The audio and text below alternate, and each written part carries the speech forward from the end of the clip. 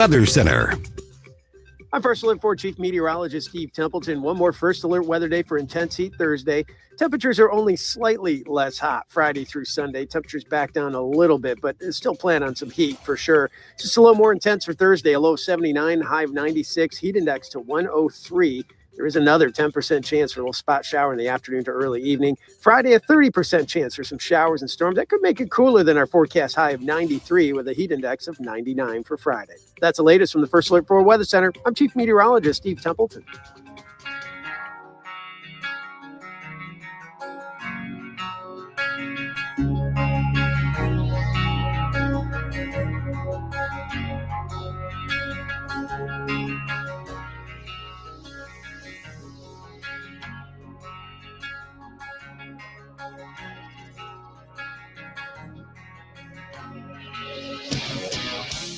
What's happening today? Here's your first dose of the news you need to know. This is Mike Ferguson in the morning on NewsTalkSTL. That last special session that Missouri lawmakers were called into kind of ended in a mess.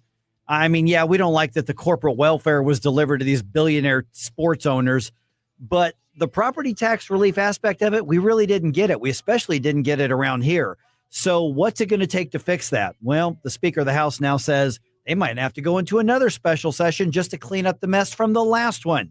Oh, but don't worry. The sports teams still get their billions of dollars to build their stadiums at, frankly, our expense, at least partially. All right. Other than that, good morning. Hey, Mike Ferguson here. Thanks for making News Talk STL part of this Thursday.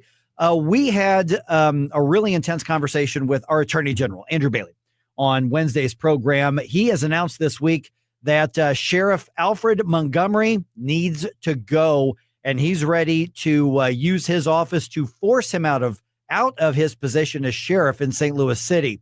So where do we go from here? Here's the update. Sheriff Alfred Loaded Dice Montgomery being told face removal if you don't resign. You've given him a noon deadline. It appears he's not going to resign on this. Real quick, before we get into the specifics of the legalities, from a legal perspective, what's the difference between somebody just not being good at their job and crossing that line to warrant the state coming in and removing them from office?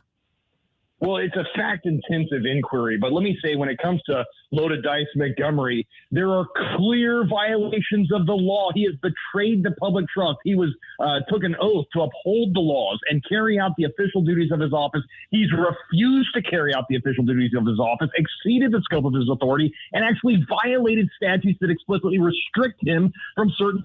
Look, the St. Louis City Sheriff is different than every other sheriff in the state of Missouri. 115 elected sheriffs, but St. Louis Sheriff, their job is really to transport prisoners, secure the courthouse, help with the administration of the courthouse, and deliver service of process.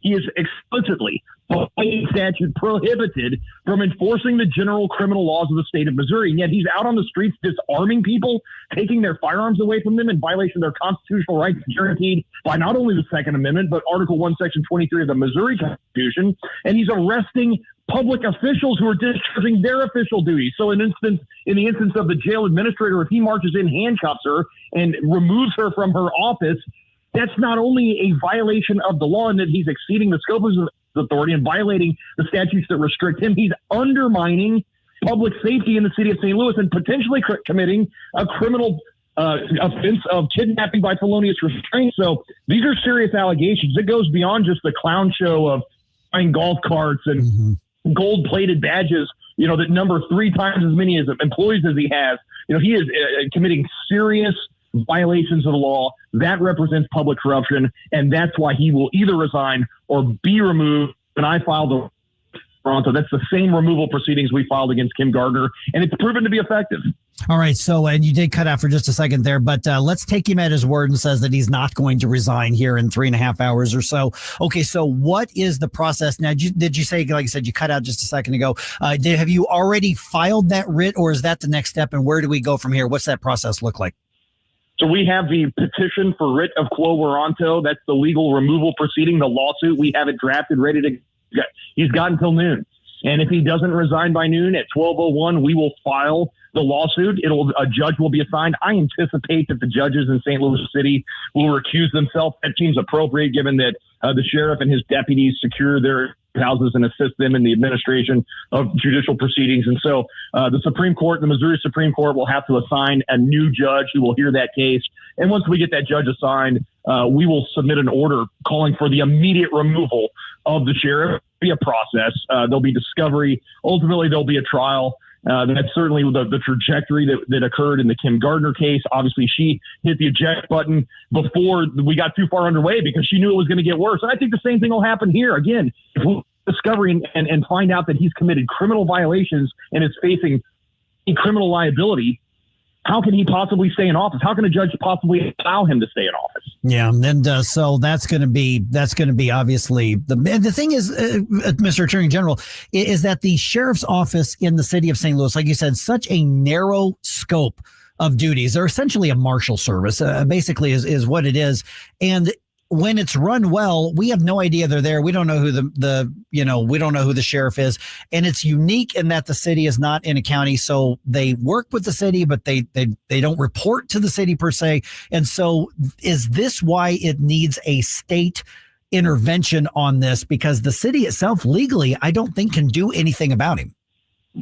Yeah, well, I think that's right. And I think that the state has codified that safety valve. The people's elected representatives in the General Assembly and the governor years ago signed the writ of quo warranto.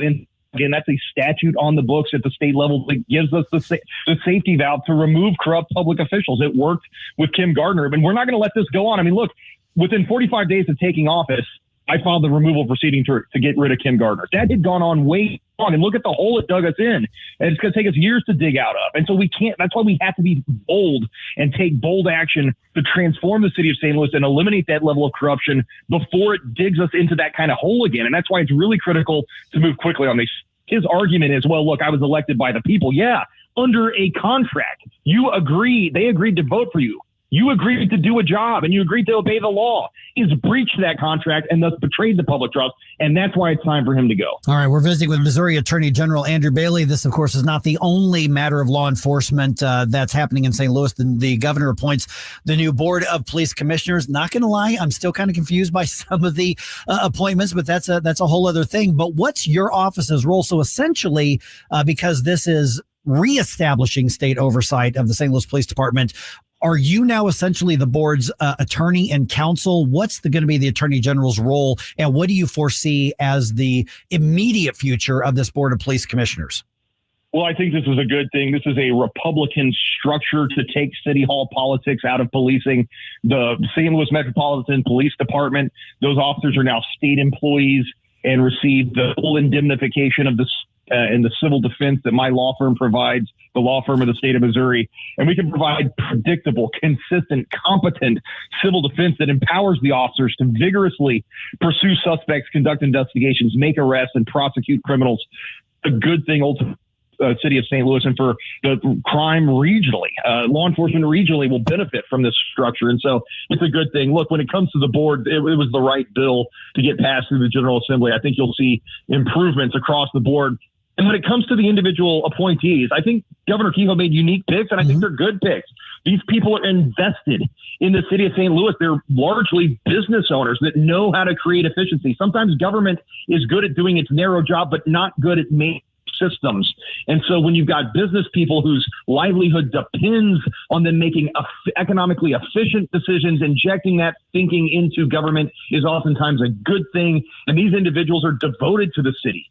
Their livelihoods depend on the success of the city, so they're invested. They are pot committed at this point. I think this is going to be a win all the way around. Okay, so I know there was one Megan Green's lawsuit was dismissed by the courts trying to block the law and the commission from going into place. There was another one filed. Is that just kind of blowing in the wind, or what's the status of that one? Yeah, it's pending. And look, these are procedural state constitutional challenge enactment of the statute. The courts give broad deference to the other two branches of government, the legislative branch and the executive branch, and the governor who signs those bills into law. They understand that expresses the will of the people's elected representatives. We will prevail in those lawsuits, and I'm confident that the Board of Police Commissioners, the St. Louis Metropolitan Police Department will fit from this.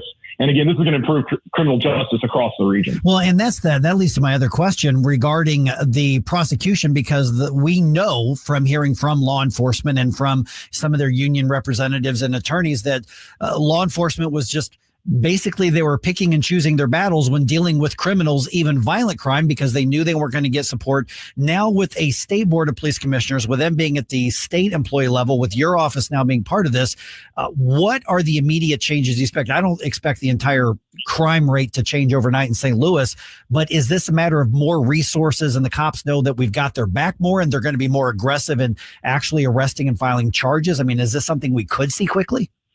I think so. I think those things. I think that the transition coordinator, Derek Winters, I've been in constant contact with him. Look forward to meeting the board, within days of the governor signing the bill. I was in Chief Tracy's office meeting with him as well, just to explain the services we provide at the Attorney General's office. And so the level of coordination and communication has already improved from where it was several years ago. And I think that you're right. I think empowering those police officers, not only with the knowledge that they will have competent, consistent, predictable civil defense, empowering, it's a nuanced kind of empowering thing that's going to lead to better pursuits, investigations, arrests, prosecutions. But I think that the board can help find efficiencies in the system. I think we need to do more recruitment and retention of our officers so that we bring the best to the city of St. Louis to pursue the bad guys and get the worst of the worst off the streets.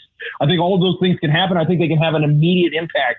It's going to take a few days for the board to assemble and begin their work.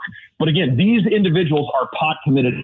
Their livelihoods, their families depend on the success of the city of St. Louis. And so they're highly motivated. This isn't just some prestigious service, where they receive public accolades.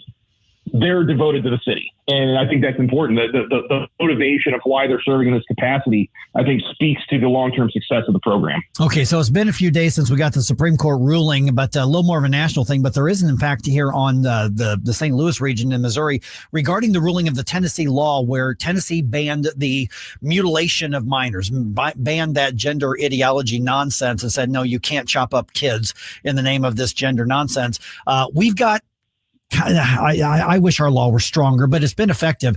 What does that Supreme Court ruling, what does that do for states like Missouri, which about half the country has these laws that say it is illegal to perform any of these things on children in particular? And I think it's important to know we're not talking about adults making stupid choices from themselves. We're talking about children here.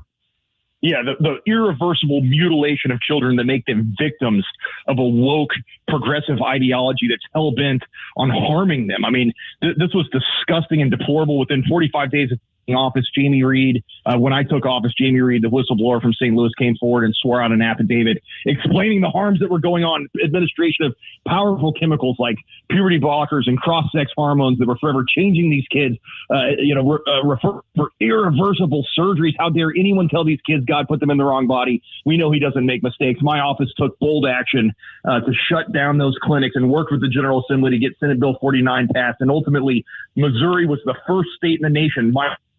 The Attorney General's office defended that statute at the trial court level successfully. We're the first state in the nation to win that trial. I think to date, the only state in the nation that has won that case at the trial court level. So we were already leading the nation on these issues. And now we have great precedent from the United States Supreme Court saying exactly what you said, that the states have a rational basis to protect kids from gender mutilation. It seems like common sense to us. It's not sex discrimination to say you can't cut off kids' body parts. And so this is an important rule. It needed to happen, and now we have precedent to continue to defend the legislative actions that are designed to protect kids.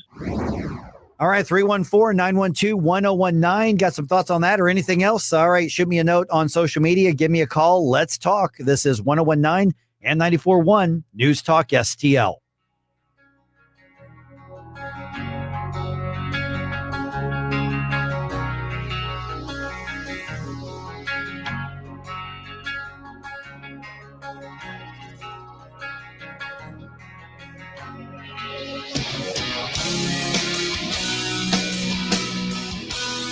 Speech is alive and well in America right here. It's about time somebody stood up for true American values. What this country needs is some backbone. Finally, a president who wants to make real change. 1019 and 94.1 News Talk STL. SR1 Sundays. Hi, this is Elizabeth Kaiser. Be sure and check out my show, Straight Lines, this and every Sunday at 8 p.m., right after Stand and Fight, part of SR1 Sundays. Let's meet right here and let's peel back some layers of this crazy world, and you might be surprised at what we find. Straight Lines with Elizabeth Kaiser on SR1 Sundays at 8 p.m., right here on 1019 94.1 News Talk STL. Straight Lines with Elizabeth Kaiser on News Talk STL. Hey, if you're 50 or older, you do not want to take any risk with your money. In fact, you want Leslie Consulting. My friend Bob Leslie can show you a gain and retain plan. Means that you never lose. Plus, you get up to a 20% bonus on day one. Leslie Consulting, a leader in brokerage and risk management. 314-721-0066. LeslieConsulting.com. Rhino Shield is engineered to outlast paint by a lot, backed with our 25-year transferable warranty. Paint a house, shield a home. We do brick, block, stucco, asbestos, steel, aluminum, cedar, and more. We are the only coating company selected by Disney, This Old House, and 3 times on HGTV's Curb Appeal, where all 3 episodes concentrate on unpainted brick. If you maintain or own a business with a tired-looking building, you owe it to yourself to look at Rhino Shield and our beautifully durable color schemes. Evaluations are free. We're making buildings pop and be noticed again, from Champaign to the Lake of the Ozarks, exceeding expectations every day with our products, people, and performance. Now is the time to call 877-25-RHINO, 877-25-RHINO, or go to 877-25rhino.com and see how honest and transparent we really are. Tell them, ladies. Don't paint, don't Rhino, go Rhino Shield. Never paint your house again. Rhino Shield.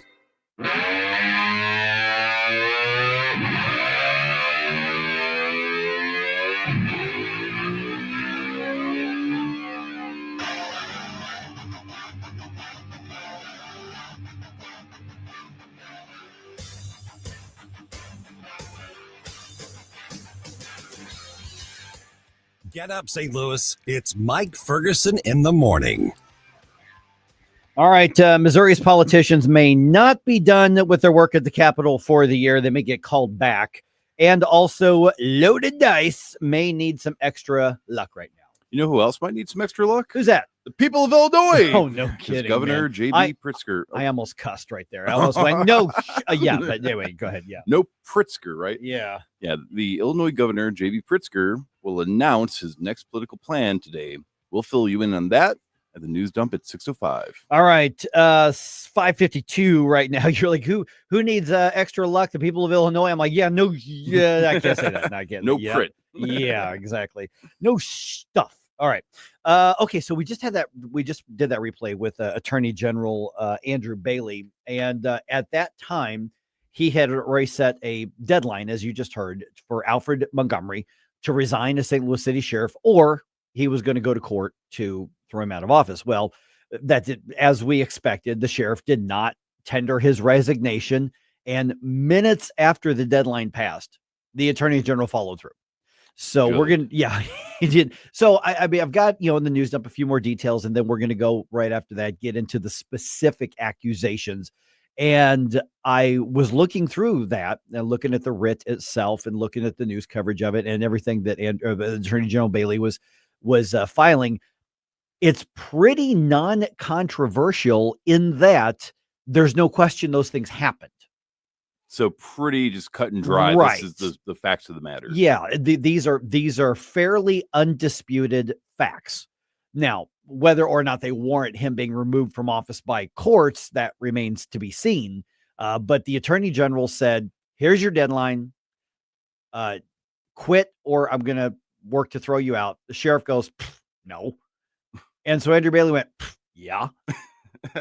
And he followed through. I mean, like right away followed through. So now this could take, I'm sure this would take months. Now, remember the last time Andrew Bailey did this, it was against Kim Gardner, and Kim Gardner ended up resigning before she could be thrown out of office.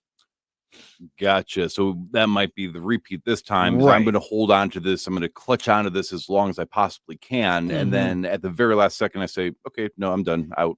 Yeah, I've been elected to office and I've been appointed to office throughout, a few times in my life. And it's interesting in local offices. Now, I was not in a city as big as St. Louis. So, but what's interesting is something happens to some people. And I don't know if this is the case with Alfred Montgomery or not, but something happens when you get elected or you get appointed to something. You get a title. And you suddenly think that title comes with additional toughness and intelligence and or something else. You think you're intellectually bulletproof, or you think you're politically bulletproof. I mean, figuratively, obviously. And I don't know why that happens. Because when I got elected, for instance, to a board of aldermen, and before that, I was elected to a utility board of directors, a water district board of directors. And then before that, I was appointed to a planning and zoning commission, and I was appointed to a transportation committee or a commission. And what I learned immediately was, I don't know squat. It was like, can I keep up with this? Instead of, I'm elected, I must be the most brilliant man around here. Well, the Dunning-Kruger effect is an observable phenomenon. So I could absolutely imagine the case being, he gets elected, he sees his title, he realizes the position, says, I need to play this character. I need to do what I think it is. People are counting on me. Right. And then just going way off the deep end with it and not realizing how it's not this big Rambo diehard, sort of position. Don't you know who I am? Yeah, exactly. And so power corrupts, absolutely. Right. So this is going to be a fascinating process to watch with Alfred Montgomery. And what's really irritating, and we've said it time and time and time again, this is an office we should not pay any attention to. It takes care of important roles that are just kind of under the radar. And he has fouled that up beyond belief and created problems where there need not be any problems. Yeah, maybe he just got bored and he was like, you know what, Dirty Harry's a pretty good movie. People like those rogue cops. Maybe I can get a movie made after me. Who knows? So once again, St. Louis City voters, smarten up, please. Just saying. All right, real quick. We're going to get into this in more depth right around 6:35. Missouri State Legislature may have to go back into another special session. Oh, they obviously did a horrible job in the last special session. And they may not be called back because they did a horrible job specifically. The corporate welfare for the sports teams, guaranteed, that is safe for the billionaires. That's not going anywhere. The deal that was made on the property tax thing, it is basically becoming fairly accepted that would not pass a court challenge. It is probably not constitutional. So the deal that was made to sell us out on that needs to be revisited. And if there's going to be any tax relief, it's going to have to happen in another special session, because this one was screwed up so bad that there's a chance nobody's going to get anything. So at 6:35, Dennis Ganahl from Mo Tax Relief now is going to be with us, and we're going to kind of get an overview of what needs to happen to try to salvage something for us taxpayers.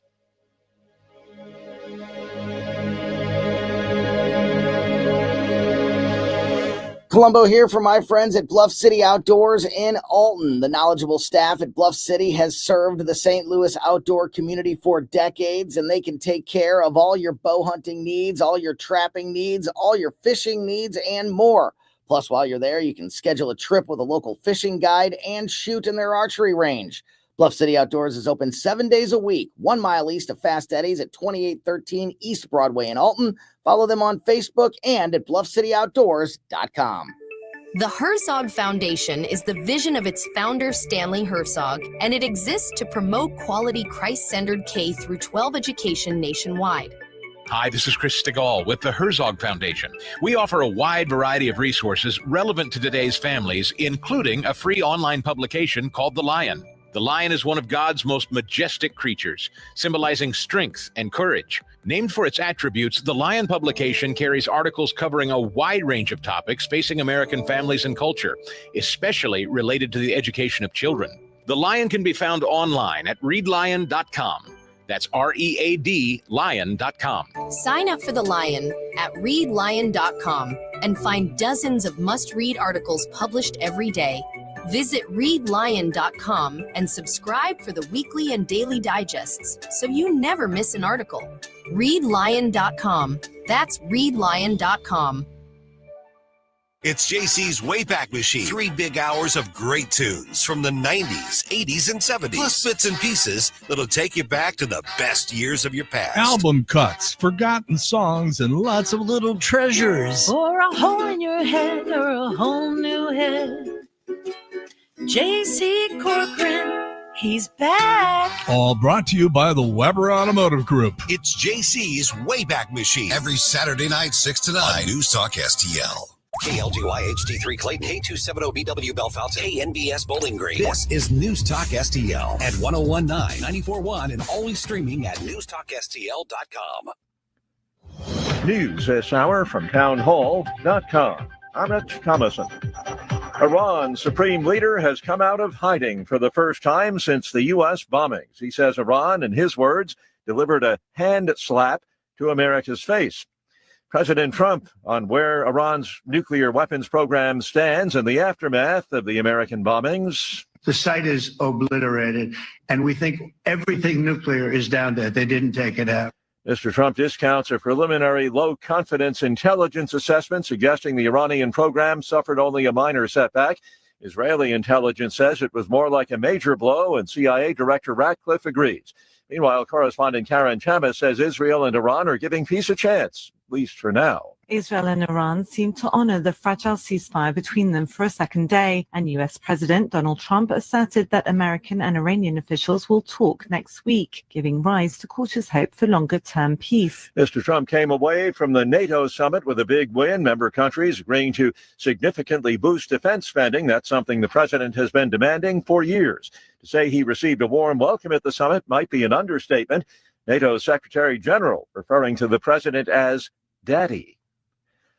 Showdown brewing between the Trump administration and the state of California. The administration insists that biological males must be barred from girls' sports. The U.S. Department of Education has determined California's Education Department and governing body for high school sports are violating Title IX, a federal law banning sex discrimination in education. The administration said the state must agree to change its transgender sports policies in 10 days or risk imminent enforcement action. However, California said it has no plans to change its policies. Greg Clugston, Washington. On Wall Street, Dow futures up 116. More on these stories at townhall.com. I'm still going for it, even with higher stroke risk from atrial fibrillation and a regular heartbeat not caused by a heart valve problem. Over a 3-year study, Eliquis apixaban tablets reduced stroke risk better than warfarin, and over 97% of Eliquis patients did not experience a stroke. A first stroke occurred in 2.9% of warfarin patients versus 2.3% of Eliquis patients. Don't stop taking prescription Eliquis without asking your doctor. It may increase your stroke risk. Eliquis can cause serious and in rare cases fatal bleeding. Don't take Eliquis if you have an artificial heart valve, abnormal bleeding, or antiphospholipid syndrome. While taking, you may bruise more easily or take longer for bleeding to stop. A spinal injection while on Eliquis increases risk of blood clots, which may cause paralysis, the inability to move. Get medical help right away for unexpected bleeding, unusual bruising, or tingling, numbness, or muscle weakness. Medications such as aspirin products, NSAIDs, SSRIs, SNRIs, and blood thinners may increase bleeding risk. Tell your doctor about all planned medical or dental procedures. Learn more at Eliquis.com or call 1-855. From the Michaels Flooring Outlet Weather Center. I'm First Alert 4 Chief Meteorologist Steve Templeton. One more First Alert weather day for intense heat Thursday. Temperatures are only slightly less hot Friday through Sunday. Temperatures back down a little bit, but still plan on some heat for sure. Just a little more intense for Thursday. A low 79, high of 96, heat index to 103. There is another 10% chance for a little spot shower in the afternoon to early evening. Friday, a 30% chance for some showers and storms. That could make it cooler than our forecast high of 93 with a heat index of 99 for Friday. That's the latest from the First Alert 4 Weather Center. I'm Chief Meteorologist Steve Templeton. This hour of News Talk STL brought to you by Onder Law. Call for a free consultation because winning is what we do at Onder Law. Call 314 or 618-9000000. For 3 generations, one family has ruled the road in quality asphalt paving. Ruby's King of the Road Hot Mix Asphalt Paving. Family owned and operated. We're your leading authority for driveways, lanes, and parking areas. No project is too small or too large. We cater to both residential and commercial needs with unbeatable quality at just $38 per square yard plus labor. Call 636-295-9949. 636-295-9949. Ruby's King of the Road Hot Mix Asphalt Paving. You save when we pave. Hi, Kirk Hilsinger here, and I'm the new chairman of the St. Louis Republican Central Committee. I invite you to our meetings that take place the first Thursday of every month at 3710 Hampton Avenue. You can stay connected with us to learn more about how you can get involved, make your voice heard, and contribute to our shared goals. Together, we can make a difference in the city of St. Louis and the state of Missouri. For more info, visit our new website at stl-gop.com. That's stl-gop.com.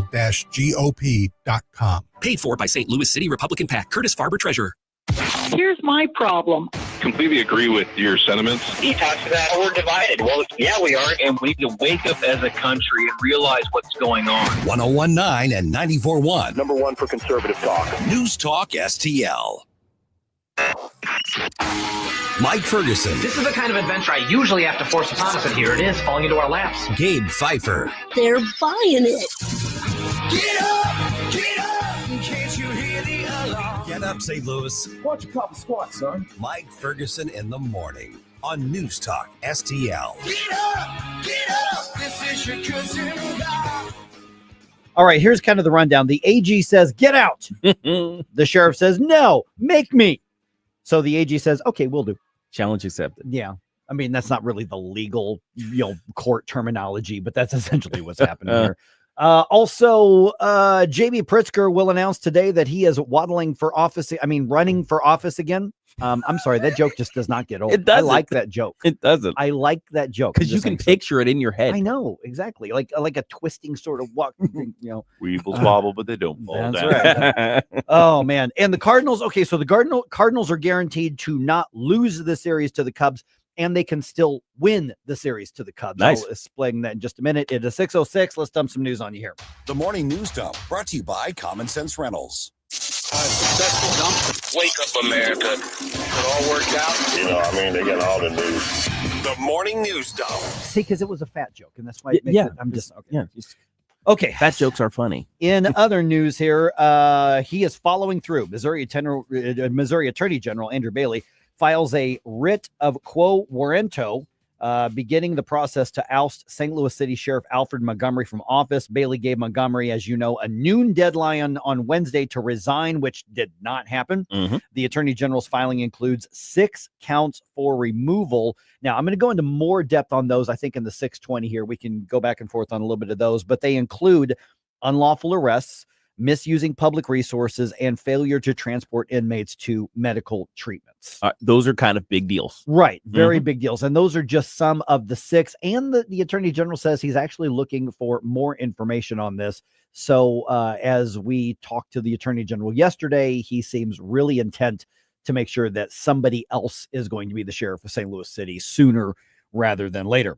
All right. J.B. Pritzker wants to keep his job. The governor will formally announce his campaign for a 3rd term today. That's going to happen first in Chicago, and then he's going to begin a 2-day tour around the state, including a stop in Belleville. There are no term limits on statewide offices in Illinois, but only one governor in Illinois' history has served more than 2 terms. Really? Yeah, that was James Thompson, as he was known back in the day, Big Jim Thompson. A Republican who led the state for 4 terms in the late 70s through the early 90s. See, when I was growing up and I was a kid, Jim Thompson, that was the governor. I mean, Right. that's who we knew. That's who we thought of as the state government, was Big Jim Thompson. It's almost a decade of governance. Right? Yeah, he 4 terms. So that was that was a lot. Yeah. It was. I think he was elected in, I want to say 76, took office in 77 or something like that, and then ended up serving until 1990, 91, Oh, yeah, something like so, that. Yeah. Anyway, over a decade. Yeah, long time. All right. So here's what else is going on here. The talks could resume. Looks like there's going to be some negotiations between the United States and Iran. Iran has decided it's in their best interest to start speaking with U.S. negotiators again. Here's the story. Before leaving the NATO summit, the president said there are plans to restart dialogue between the U.S. and Iran following last weekend's military bombing of nuclear sites. We're going to talk to them next week with Iran. We may sign an agreement. I don't know. To me, I don't think it's that necessary. He said he doesn't care if there's an agreement or not because the U.S. destroyed Iran's nuclear program. Greg Clugston, Washington. Okay, so I get completely where the president's coming from. I mean, what leverage is Iran going to bring to any negotiating table? So when the president says, I don't really care, what the result is, he's right. I mean, kind of get it. Yeah. I mean, what is there to negotiate? I mean, what demands are Iran going to be? If the talks are, okay, Iran, here's what you're going to do, and here's how we're going to enforce it. Right. I mean, we could inform them, but what is Iran going to negotiate? We don't need to give them anything. No, not at all. At best, I think at most, discussing terms of surrender essentially is how that should go. It's like, well, it's like I know you want to do them, every other, like twice a week, but could you do it once a week? Yeah, and just listen, just not on Thursdays. Just not on Thursdays. Just saying, wink, wink, nudge it. Just not on Thursdays. Yeah, it's like, and what about during Ramadan? Can we have a little reprieve there? I mean. That's all I can think of as in terms of negotiation is that the very minute details that things that we can give up, I guess, terms. Yeah, but I mean, Iran, basically anything that they're at this point, they're not negotiating. They're begging for time and space to do two things: save face, reload. Right. That's true. Iran has not had a change of heart. Right. They haven't changed what they think about the West, so the president's right when he goes, I don't care what happens with it. We're in control, and we've set the table the way we want it set. So, I mean, the president's right. He doesn't need to have any goals. It's like, you will do what we tell you to do, or, what we can do. Right. Absolutely. And of course, the actual people the stakeholders in the region should be the ones who actually do care if there is a deal or what that deal looks like. Right. We over here, our goal, the U.S. goal of preventing Iranian nukes has been achieved. We don't have any more stake. Right. So at least point, for now. Yeah. Let the players there. I mean, they want to negotiate out there. That's on them. I don't know that we've got necessarily a big interest, and they have no leverage against us. All right. The Trump administration reportedly planning to limit how much classified information they will share with Congress. And this is according to a report in Axios.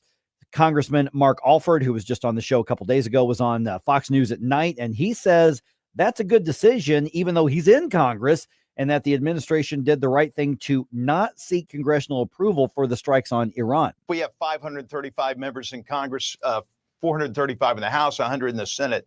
There, unfortunately, are going to be some information gets out. That's why the president, the Secretary of Defense, had to play this close to the vest. Okay, so the only thing I would say is watch that very, very carefully. There's a reason we have division of powers and we have checks and balances in this country. Congress needs to have a limit to how much leeway they're going to give the executive branch. Yeah, absolutely. And this kind of speaks to what we've been talking about, for a few days now, is the idea of panning out some more legal structure for the use of force, anywhere in the world by a president. Just provide the boundaries. Maybe what the president did recently falls within those boundaries for you. And it looks to me like it probably did. Write the law such that it's clear that that's where the boundary is. That's all I'm asking. Right. Yeah. Because this is something you do not want any one person, regardless of who it is, to be able to step outside of those boundaries and outside of that lane. All right, Congressman Bob Onder, and I want to go into a little more depth on this here at 620 as well. Congressman Bob Onder adds to his duties in Washington. He's now the co-chair of the House Congressional Pro-Life Caucus, which was founded in 1981 and has dozens of members. So that was founded in the Reagan years. And so that's actually a bigger deal, I think, what a lot of people may realize. Oh, absolutely. Yeah. So, and well deserved, by the way. Yeah, without a doubt. So 620, I want to follow up just a little bit on that. All right, guys, it is hot.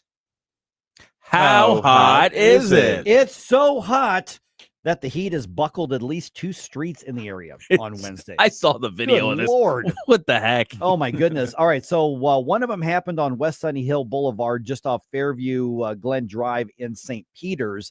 And so that part of the street's going to be single lane until repairs can be made. So, some of you are going to have to wait and let the others go and then move around. All right. Also part of Leonore Sullivan Boulevard, which is just north of the Arch, also buckled yesterday. We don't have a timetable for repairs to be completed on that one. So good night. So apparently, and I was trying to read up the Channel 4 weather folks were saying, all right, here's how this actually happens. So apparently after, lots of rain that we've had and moisture and then the heat and then it all expands and it pushes up. And so essentially that's how these things buckle. Right. Because of a combination of the heat and the moisture. Right. And so this could happen anywhere. Yeah. And you saw that video from Cape Girardeau. That's the one I'm talking about. Nuts. Because, could you just imagine you're driving along normal speeds? I think the car had to be doing maybe 30 or something, maybe 30. And all of a sudden the road in front of you turns into a slight incline and you're airborne for no reason. It was like the ramp you used to make when you were a kid on your bike. Yes. I was about to say, as a kid, I would have been like, awesome, there's a new ramp to bike off of. As an adult, I'm like, oh, that's going to be an expensive repair. Yeah, seriously. I mean, because that car wasn't doing anything wrong. Wasn't doing anything wrong. And then all of a sudden, boop, there goes the thing, and he just goes airborne. And I'm like, man. So sleep tight. That could happen anywhere you're driving right now, anywhere. So, oh my goodness. All right, if the sinkholes weren't enough. Yeah, yeah. So we got some roads popping up, and other roads caving in. Oh man. All right. The Cardinals get shut out by the Cubs at Busch Stadium. They now lead the series 2-1 going into this afternoon's game. It's a 4-game series. So the Cardinals are guaranteed to not lose the series. The worst that can happen is they tie, but they can still win the series if they win today. The final score yesterday, by the way, 8-0. Today's game starts at 1:15. That is on FanDuel. There's no more. And all at once depart, no destination.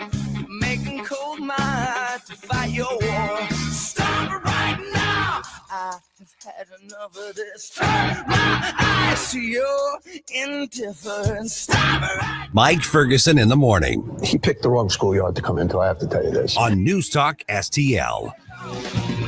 Get up, can't you hear the alarm?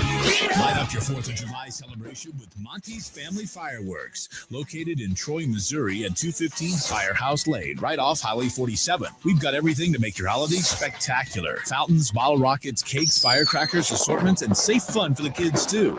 Our competitive prices and friendly, knowledgeable staff guarantee your selections will be a bang. Monty's Family Fireworks. Find us on Facebook, and we'll see you soon at 215 Firehouse Lane, right off Highway 47 in Troy.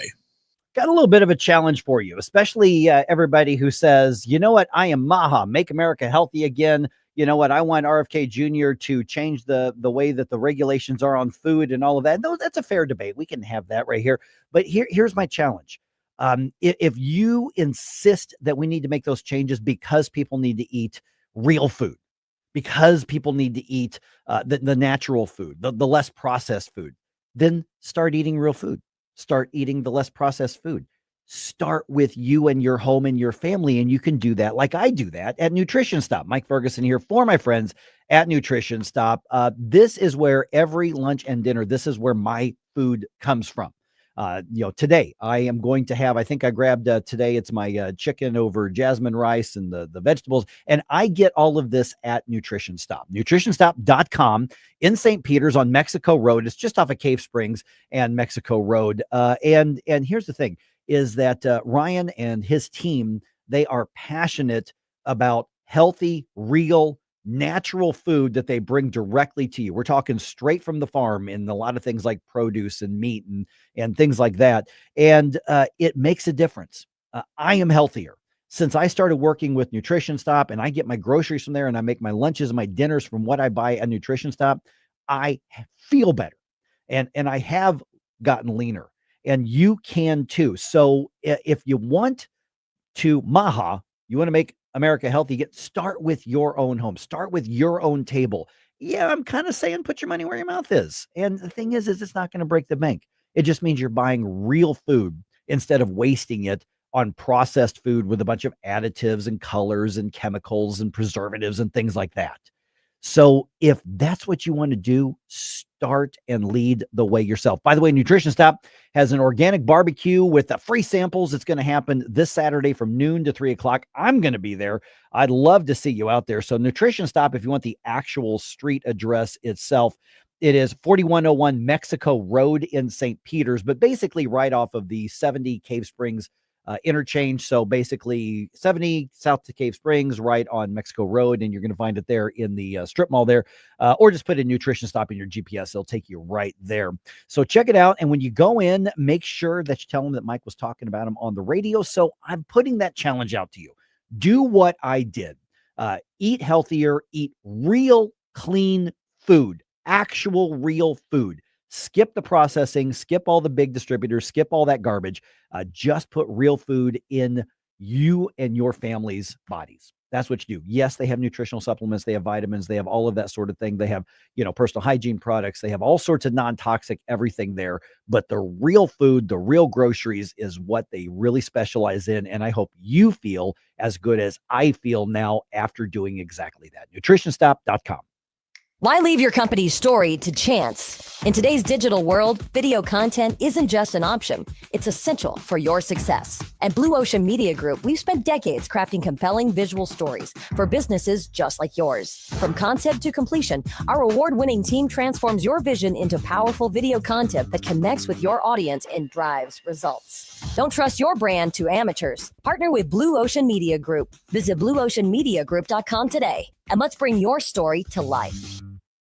Beat the summer heat with Johnson Heating and Cooling, your trusted local family business. We specialize in residential air conditioning service, furnace and AC replacement, new construction, finished basements, room additions, and energy-efficient geothermal systems. At Johnson Heating and Cooling, our motto is simple. We treat our customers like we want to be treated, with complete transparency and honesty. Call 636-332-4141. That's 636-332-4141. This hour of Mike Ferguson in the Morning is brought to you by Stifel. Request a portfolio review from your Stifel financial advisor at stifel.com. That's STIFEL.com.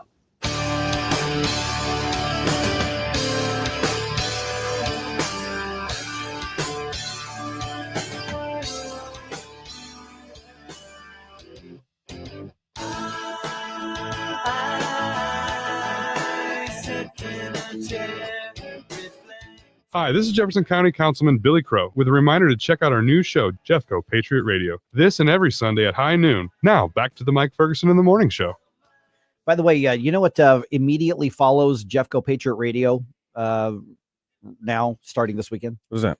St. Charles Patriot Radio. Oh, yeah, We've that's got right. A new show coming up. Yeah. We'll tell you about that a little bit later on here. All right. On yesterday's show, Wednesday's show, Attorney General Andrew Bailey talked pretty tough against Sheriff Alfred Montgomery, and then he followed through. Now, Missouri lawmakers left kind of a mess in the last special session. Yeah. Will they have to go into another special session to clean it up and give us the property tax relief we need? Find out what it means to you at 6:35. Yeah, this I was actually talking to somebody running for office in Jefferson County yesterday, and under the absolute pile of something that the legislation was from that special session. Jeffco, hey, good for you all. You get property tax relief. Those of us who live in St. Louis County, no, we're not covered. Yeah. And so it's an absolute mess. We'll tell you what's going on. Like Gabe said here at 6:35. Okay, quick follow up on that news dump story. They want to get into this situation with Andrew Bailey and loaded dice here. I mentioned Bob Onder. He is building some significant influence already in Washington. That's a really, really good thing. Absolutely. There are some people who are good at politics. And remember, politics is a vocation. It is a skill. Right. It is a like social science skill. And some people generate a lot of influence early or throughout their career that we don't want to have that. Thank God we dodged a political bullet by defeating Lincoln Huff. Oh, yeah. For lieutenant governor. Because he developed a lot of influence. And he's the wrong guy to have the influence. Right. People like him. Okay. Bob Onder's the right kind. Yes. And I'm not just saying that because he's a personal friend. I've known him for a long time. He's obviously a friend of the show. But he's the real deal. And hopefully he can stay the real deal. Things happen to people in Washington, D.C. If anybody can withstand that, I would think it would be Bob Onder and Eric Burleson, who I've also known for a long time. So here's the thing, though. According to lifenews.com, the pro-life caucus went out and they wanted to recruit Bob. They went out and said, we need you in this caucus. By the way, would you be one of our co-chairs? They just went out and they scouted him. They scouted him, and they went out and recruited him. And remember, he's still a freshman, and he's now the co-chair of the Congressional House Pro-Life Caucus. That's a really big deal in the conservative movement. It's 6 months into his tenure. So yeah, so he showed a lot to a lot of people, I think, Right. and they recognize. I think what we recognize here is that he, like you said, he is the real deal. Yeah, and they also looked at his history. Mhm. When you look at his state legislative history and then what he's done already. So you are looking at somebody who I believe is going to be one of the consistent, strong, reasonable pro-life voices, possibly maybe for a decade or more, depending on how long he decides to stay in the House of Representatives. Because let's be honest, the 3rd district is very, very red. Yeah. You know. He can keep that for the rest of his life if he wants. Most likely, yeah, precisely. I mean, Bladen Luetkemeyer was there for a long time. I think Bob Onder, can be there as well if he chooses to stay in that office. So I just want to let everybody know, because everybody here at News Talk and everybody part of the News Talk family, and I'm talking to everybody who's listening and watching. We kind of think of Bob as, hey, that's local boy done good. He's our buddy. He's a part of the family here, which is true. But understand that local boy done good's actually meaning he's developing a strong voice nationally. And sometimes we lose sight of that because we know them and we're very close. But if you back up and you look, there are people around the country who are saying, keep an eye on this Onder guy. Yeah. He's really going to develop a lot of influence in Washington, D.C. And if he can keep his head about him, that can be a fantastic thing for the conservative movement. Yes. I was just talking to Jerome before we went on the air, and I said, I've known Bob a long time, and I've never been more impressed with him since he's been elected and took office. Because I told him, I said, Bob, private conversation with him, I said, the questions get tougher now. You're in Congress. He said they should get tougher. That was his answers. They should. And he has taken the conservative line with his answers, not necessarily just the party line. Right. And I've appreciated that about him. Absolutely. And he's the type of guy we need to lead the party in the future. Yes. Because at some point I want to see the Republican Party be steered back in a conservative direction. Right. In the last election, it was steered towards the middle in order to get the win. I'd like to see it steer back towards the conservative side. I'm okay with the Big Tent, but the center pole needs to be conservatism. It needs to be conservatism. All right. So apparently Attorney General Andrew Bailey was not messing around. Oh my goodness. So immediately after that deadline that he gave Sheriff Alfred Loaded Dice Montgomery, yeah, that's my man, to resign, the process, we're talking within minutes. Yeah. 12:01 happened, and it he had it sounds ready to go. Yeah, it sounds like somebody was waiting at the courthouse, got the text, go. All right, here You're you just go. Here ready, it is. Right? Now what? Okay, so when you look at the writ itself, now this is going to be a process that takes months. Sure. Yeah. Like it did with Kimberly Gardner. Kimberly Gardner. Right. Exactly. And then eventually she saw the writing on the wall and she slithered out and put her tail between her legs and walked off. She quit. Is the right word. Yeah. So there are 6 counts for removal, specific counts for removal that are in this. One, accusing Alfred Montgomery of violating Missouri's constitutional prohibition against nepotism because he hired his half-brother to be the deputy sheriff or a deputy sheriff. So that one right there is going to come down to, did he hire somebody because they were family? Right. Okay, so that's one that they're going to have to argue. No, he qualified. Otherwise, that sort of thing. But get this. Second count. He unlawfully detained Deputy Commissioner of St. Louis City's Justice Center. Well, that's not a controversial statement. He did that. That actually happened. We reported on it. We know that it happened. He acknowledged that he claimed that he had the right to do that despite what the law says. So that's not a controversial, that's not a debatable aspect. Right. That happened. Just like also unlawfully arrested a licensed private security guard, which did happen. Again. Yes. Yeah. And remember, Missouri law, he is not permitted to enforce any actual criminal laws. Right. Because as sheriff, he has very specific set of duties. Yeah. And that's not one of them. And then another one, and this again is not debatable. He failed, I would use the word refused, to transport inmates for medical treatment. Now, what his office is arguing is that the Missouri law does not specifically require him to. So that's where the debate's going to be on that one. Yeah. But that's part of the job description. A fifth count, and I think we mentioned this, but it kind of got swallowed up by other stuff at the time, that he misused public resources to pick up his children from school, because he actually had, the reports were that he like sent some deputies, hey, my kids need to ride back from Really? school. And literally in a sheriff's car. Oh, they were come picking on. up his kids from Bro. school, which is using those resources. You and can't then do that. and then count 6 is failing to manage the finances of the office responsibly, which Spending too much money that you don't have, and then asking Right. for more money because you don't have it. right. And so that's one where That's everybody can get brought up on that charge. Is that part of, well, that's what voters have to just live with because you elected somebody who's not up to the job. But those other things, they're not debatable. They're not controversial. Those happened. That might be the one that's negotiated out. You kind of leave you leave room for people to plead down. Yeah. so you throw all the charges at them. Some of them are going to go by the wayside. I think that's the one. Yeah, and by the way, the Attorney General's, even though that's already been filed, he's not done investigating. His office is not done investigating. He's actually set up a tip line. If you know of other things that Loaded Dice has done or not done, STL corruption at ago.mo.gov. STL corruption at the Attorney General's website. That's how you let him know. About to get real for Loaded Dice, isn't it? All right. So the last special session, as we know, in Missouri was a complete debacle. Mm-hmm. Lawmakers may need to go back to help clean some of that up. We'll explain around 6:34.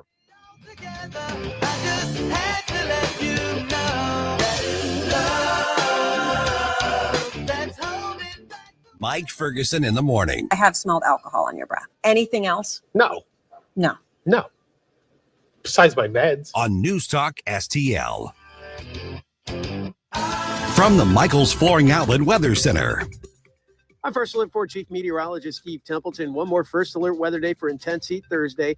Temperatures are only slightly less hot Friday through Sunday. Temperatures back down a little bit, but still plan on some heat for sure. Just a little more intense for Thursday. A low of 79, high of 96, heat index to 103.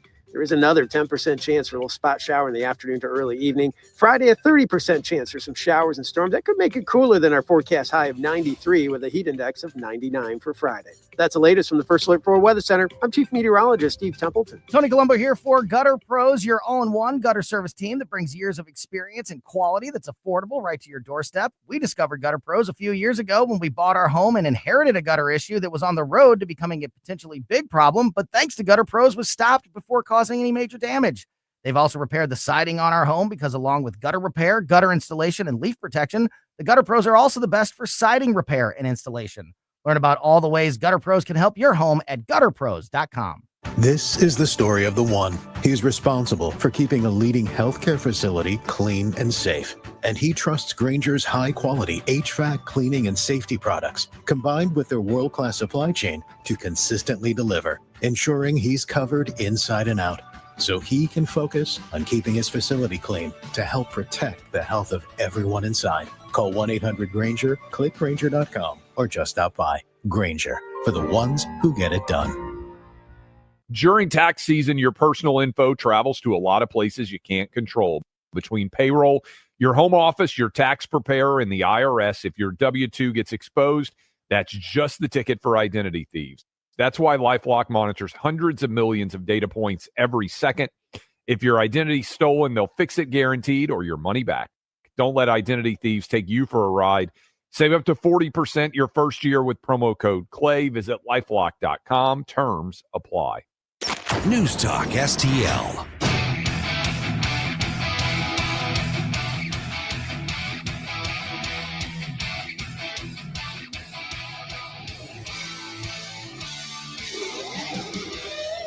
Good morning, St. Louis. Hey, it's Vince from The Vince Show right here on News Talk STL every weeknight at 8. Right now, it's back to Mike Ferguson on 101.9 and 94.1 News Talk STL. All right. Delivering property tax relief was one of the goals that some conservatives had in that last special session. The corporate welfare to the ball teams. Oh, don't worry. That's safe. That's being delivered. But did the politicians just blow it on the tax relief side? Yeah, the short answer is yes. Yeah. But in much better news, Flashback Friday's coming up. Yes. It's tomorrow. This is your last chance to get your requests in to Mr. Jerome here. You have basically until the end of the show to get your 80s bump music requests. Yep, definitely. Do it. Do it. Do it now. All right, 6:34 right now, joined by Dennis Ganahl of Mo Tax Relief Now. Dennis, hey, man, good to chat with you again. What a pile of steaming mess that legislation was in that last special session, regardless of what side you're on of the corporate welfare stuff. And we've had our say on all of that. But the property tax part of it that was supposed to be the deal that was made, what a mess. I saw the story in the Missouri Independent yesterday. The Speaker of the House is now saying, yeah, we may need to push to be called back into session. We're going to have to clean this up. More and more people are saying this is probably not going to pass constitutional muster if somebody challenges it, because some people were going to get relief. Some people were going to be allowed to vote on it. And some others of us, including St. Louis County, we get nothing. Zilch. You know, to quote the Mel Brooks, you know, or the what was it? Willy Wonka. Willy Wonka. You get nothing. Good day, basically what we were told. Good day, sir. So how bad of a mess of legislation are we dealing with, and what needs to be done to fix it if it can be fixed?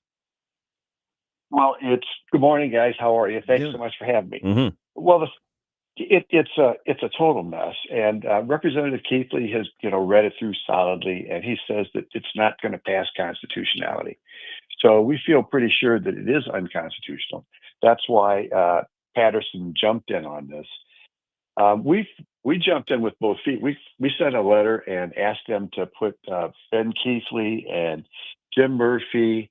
We also asked for Jeff Coleman. We didn't get Jeff Coleman, but we did get Bishop Davidson. So we got three good people on this commission, and that have really supported the senior property tax freeze and zero income tax. So we feel good about having some strong representation on the commission. But St. Louis County lost out because of the Democrats in St. Louis County didn't agree on putting St. Louis County on the list. So that the counties that didn't get on the list to be included were counties with heavily Democrat representation. And so that's why St. Louis County, Jackson County, Greene County, Boone County, they didn't get on. So that's how we got screwed there. Yeah, But, and by the way, can I jump in real quick? And that could be because we spoke with Dave Rowland from the Freedom Center, Missouri. That is exactly why he says this would never pass constitutional muster, because doesn't Missouri law say if we're going to have a tax policy and a law for some Missourians, it's got to apply to all Missourians? Yeah, it does equally, right? In the same way. Now there are differences. I mean, earlier they had some hearings on the school funding models, and when you go out in St. Louis County, you turn in a certificate of value every time you sell your home, so that they're able to track what the pricing on your home is. And you get out into the rural areas, and there's no requirement for that. And so, right now there's not certificates of value out in the rural areas, and so people have to report voluntarily. They have to report the value of their home. Well, that's made it much harder in the rural areas to track what the actual sale value on the home is, because people can just not report it. So there are there is incontinuity across the state. We're right now about 60, maybe 64 counties implementing the senior property tax freeze. But every one of those counties is contacting me and saying, hey, Dennis, our increases this spring, assessment increases, are just outrageous. One woman reported her home going up 5 times in value. Oh, that's crazy. And and when you talk to the county commissioners, what they're telling me and telling these people is that the reason that's going up is because the Missouri State Tax Commission is telling them and requiring them to kick up the assessments. And they're using the term catch up. So that's what's actually happening here. St. Louis County, the reason I believe you've got such a huge mess with the sign up for the property tax freeze is people's home values. I don't know what your guys have gone up. Ours went up 30%. And these seniors are probably looking at their new assessments and seeing that their assessments are up, anywhere from, I think, 20 to maybe 40, sometimes 50. I had one person go up 50%. 2 years ago, North County went up 50%. And and I think they're seeing that and saying, oh my God, I got to get this freeze. And so I think that's what's going on here too. Dennis, Gabe here. I've got a number of friends who have applied for the that senior property tax freeze in St. Louis County, and they did so online, and now it's just in limbo. It says, okay, you applied, thank you, don't apply again. It says, but there doesn't seem to be any progress. There's no information being flowed down, and then of course we get our assessments, and they're all of them are up. Well, does the freeze apply to when we, was the freeze when we applied, or is the freeze going to come after? We don't know any information. How is this being implemented? Is this rollout gonna get any better? Yeah. To be fair, St. Louis County is the largest county, and it's going to be the most challenging to get it implemented. I was speaking yesterday with Councilman Dennis Hancock, and he told me that they've gotten about 70,000 applications. And so, they're collecting, they're intaking, and it looks like they might extend the deadline. They've got a special meeting on that today. So number one, there's a lot to deal with. Number two, their computer portal has broken down. And so people couldn't apply online, or sometimes could, sometimes couldn't. And so it is a hot mess. But I think in the end, it'll all work out. The ordinance was passed so that 2024 is the base year. So if you apply in this cycle, you will have 2024 as your base. Even if you just applied last week, 2024 will be your base. Now, going forward, if you just turned 62 this fall, then 2025 will be your base. So yeah, it's 2024. Okay. And it will save St. Louis County seniors, some pretty big raises, I think, that are coming. Mm-hmm. Now the families are going to struggle, and that's why this new bill that Patterson is talking about, or cleaning up this bill, is so important. They're supposed to host 7 meetings around the state, and I can tell you, we'll tell our 10,000 members to show up at these meetings and scream loud. Yeah, because that's what we're going to have to do, is really turn out. And so. That's what's going there. Yeah, we're visiting with Dennis Ganahl from Mo Tax Relief now. And by the way, for whatever it's worth, our house in Richmond Heights over the last couple of years, up like the evaluation's up like 40%. It's insane. Mm-hmm. This is just a money and a power grab by local government, in my opinion. And I'm really angry about it. But let me follow up what you just said regarding the bill, that there may or may not be another special session. So what the speaker is talking about, and this would be basically, if the governor calls one, or if they decide to work out a deal to do that, they have to go back into a session later on anyway, just as kind of a normal thing. I think it's in August, I think is when it is, August or September. And they're talking about, okay, well, let's call a special session to run concurrently to that. So do they need to just repeal the law that was passed, the deal that was passed, and just write a new one to replace it? Or can they patch up what was done? Because I mean, I've been covering, statewide stuff and news for a long time, and I've been involved for a long time. And this is truly one of the most foobarred and fouled up, deals and legislative pieces I've seen in a long, long time. Yeah, great question. I mean, there is I think it's called a severability clause in the bill that was passed, which so if they find this bill doesn't work, they can cut it out, and the Chiefs and Royals are still going to get their money.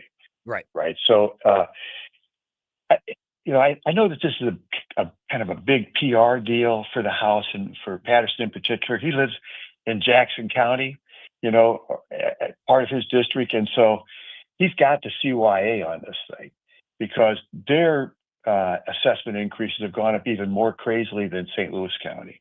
There's been lawsuits filed on it and everything else. But I think it's kind of a CYA. In the end, it won't really matter. Because, I would prefer that they take their time and write something significant. So my bet is, in the end of this thing, even if they correct it, there's going to be legislation that will be, I know there will be from our side, but there's going to be legislation offered. I mean, the fact is, what they're offering is a cap of 5% or CPI, whichever's lowest. My God. Most families aren't getting 5% raises a year, and most families aren't even getting CPI raises. Right. If you take a look at, I was just looking at a graph yesterday on earnings and to the cost of housing. And they're completely out of whack. I mean, our earnings are going up at this low rate, and then the cost of housing is going up at this ridiculous rate. And then you've got interest rates, are the primary driver of that, which are an invention of the government. And that's based on all the CPI information and things like that. What we're trying to do at Mo Tax Relief now is get the CPI out of the formula. Like what we think would be a great formula for property taxes would be a 1% increase in assessment a year, period. All right. And it. Oh, sorry. Go ahead and finish your statement there. So that's it. Yeah. So 1% per year. We think that's a reasonable amount. All right. And 2% is too high. Yeah, I agree. And again, I've got moral issues with the property tax to start with, but I'm going to lose that argument. Right. Yeah. Right. So Dennis, then people want to stay in touch because there's a lot of information we just threw out at people.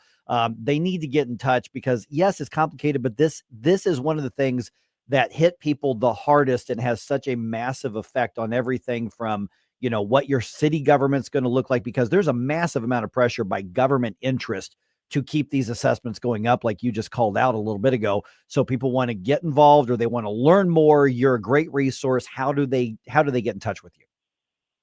If they go to our website and sign up at motaxreliefnow.org, they'll start getting our emails.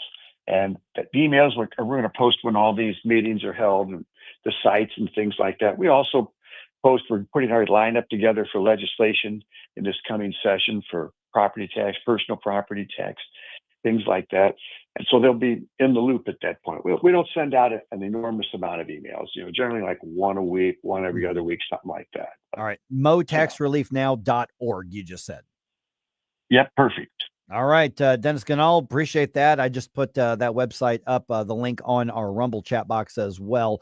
I'm going to be bugging you once we get closer to if there's another special session, because this is, like you said, the corporate welfare to the pro sports teams, that's not in danger. That's going to happen. This tax relief for some Missourians may or may not happen. They've got to get this fixed, I think, or people are going to be ready to, throw people out of office. I mean, this is ridiculous. All right. They should. Yeah, I agree. That's exactly right. Hey, Dennis, thanks again so much. Appreciate it. Thanks, Dennis. Thank you. Have a great day. All right. So that conversation is going to be up on the podcast here in a few hours. This is one of those that, it's a little technical with some numbers and stuff like that. Here's the thing, though. This is what you need to be sending to your politically active folks. Yes. That's what you need to send out. Say, guys, this matters to you. I mean, my house, we've got a decent house, but 40% increase in 2 years. That's kind of a lot. That's just a money grab by government. That's kind of a big deal. That is. Mm-hmm.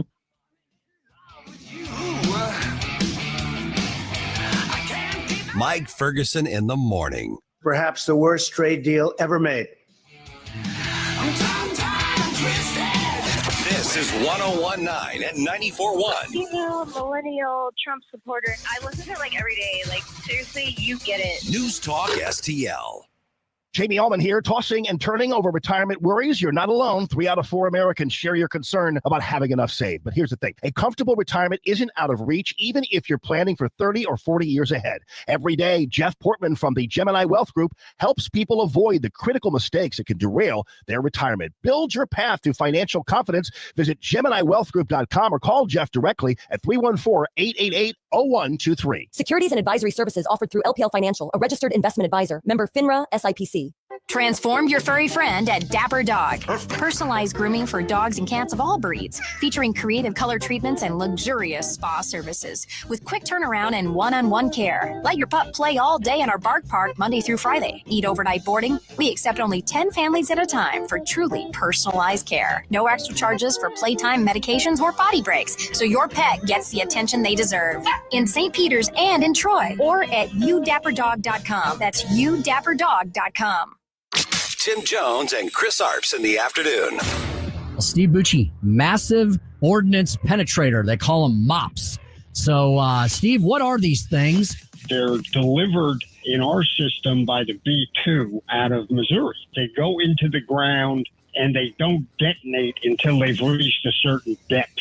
It'll literally take that mountain apart. Tim Jones and Chris Arps. Weekdays at 4 on News Talk STL. Since 1995, Renewal by Anderson has helped St. Louis homeowners upgrade with windows and doors. Now it's our 30th anniversary sale. You'll get $1,995 off every project. No gimmicks, real savings, and the nation's best warranty. The offer ends June 30th, so you don't want to wait. There are some restrictions. Visit rbastl.com. Renewal by Anderson. Superior products, exceptional service. This hour of Mike Ferguson in the Morning is brought to you by Stifel. Request a portfolio review from your Stifel financial advisor at stifel.com. That's STIFEL.com.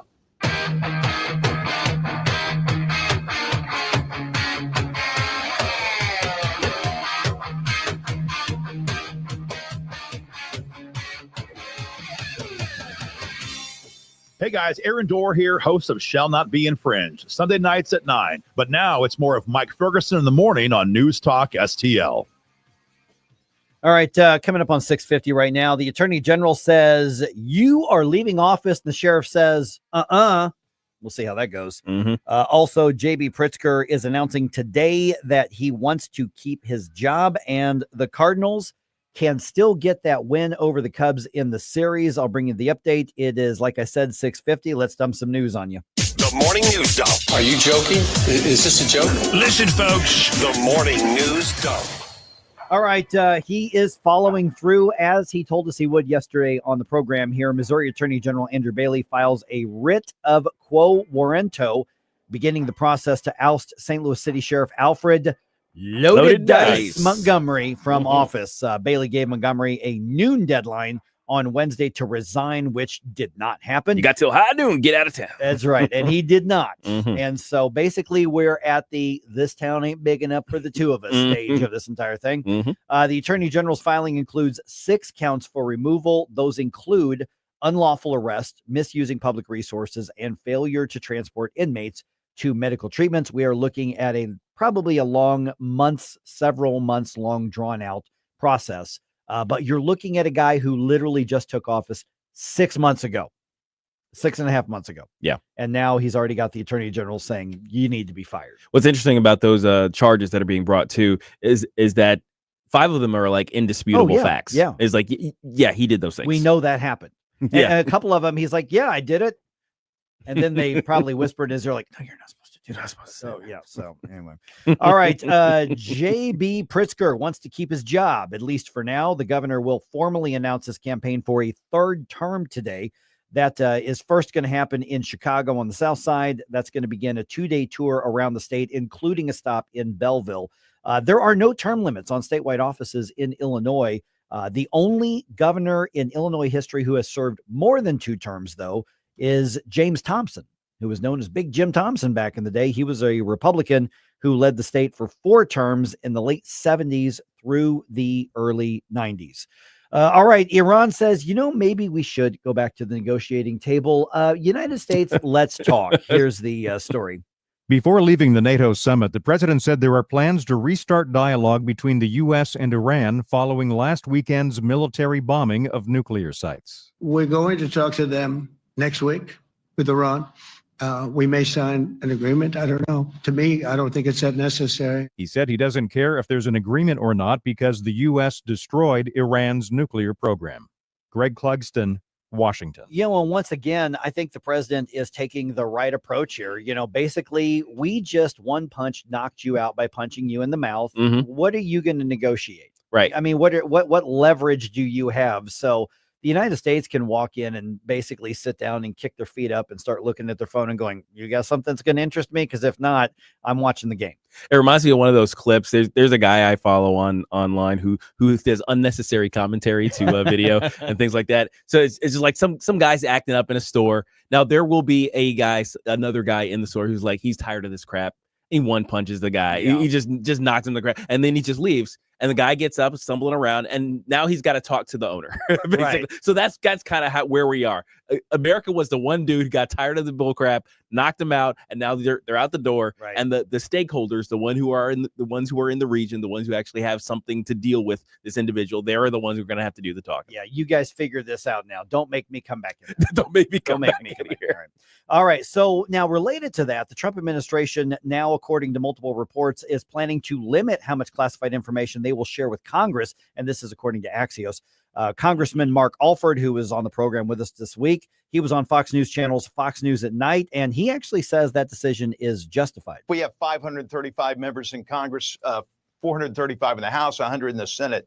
There, unfortunately, are going to be some information gets out. That's why the president, the Secretary of Defense, had to play this close to the vest. Okay, so I get that. Just be careful because we have checks and balances for very, very good reasons in this country, and everybody has to know where those lanes are. Yeah, absolutely. And I hope and pray that Congress kind of comes up with a bill to craft, I think, more concrete lines around which the executive is limited on his use of military power. But could you imagine what would have happened if any one of these morons on the left in Congress had gotten wind of this operation? Oh, Jasmine Crockett, AOC, Hakeem Jeffrey, they would have rushed to the media. They would have rushed to leak something prior to that happening. Absolutely. So we know that would happen. So that's where, if this were an extended campaign, I think the president, even with the risk of a leak, has the responsibility to have at least the leadership of Congress on board with that or inform them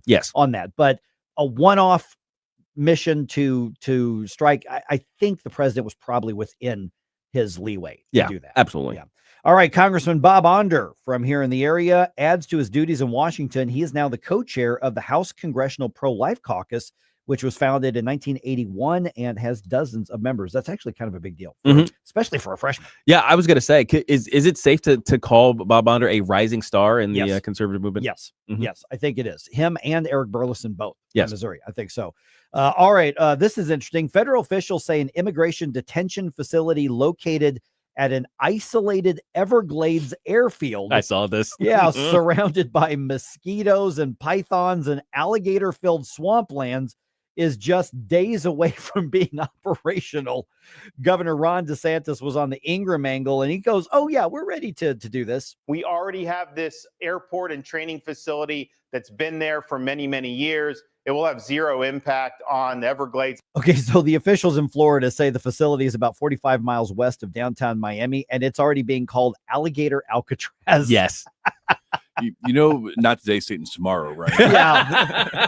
Alligator Alcatraz. I love it so much. Like, instead of being surrounded by water, you're just surrounded by the Everglades, right? Which is worse. Oh, yeah. which means like, oh, okay, Judge, you don't want us to deport them to wherever? We'll put them in the middle of a bunch of alligators and pythons. They say they're ready to have like 5,000 beds ready in a month. Yes. Wow. A month they can get. Now they're doing temporary shelters and things like that. This isn't a permanent, location. Basically, this is the way station as they're on their way out. Yeah, pretty much. All right. Temperatures are getting so bad that we've now had at least 2 streets buckle in the St. Louis area. One happened in St. Peter's on West Sunny Hill Boulevard. That's just off Fairview Glen Drive. That part of the street's going to become single lane, or it is single lane until repairs can be made. That could take until Monday. Also in the city, part of Leonore Sullivan Boulevard, which is just real close, like just north of the Arch, that buckled yesterday as well. We don't have a timetable for completion on repairs on that. So that's just the weird part of a heat wave that's happening. Now, if you need an example of what happens when a street buckles, there's a video out of Cape Girardeau it's intense and amazing at the same time. It threw that car in the air. It threw the car in the air. Oh, man. All right. Cardinals get shut out by the Cubs yesterday, 8-0. Cardinals are still up in that series, 2-1. Final game of that series is today. So the Cardinals can still win that series. At worst, they tie it.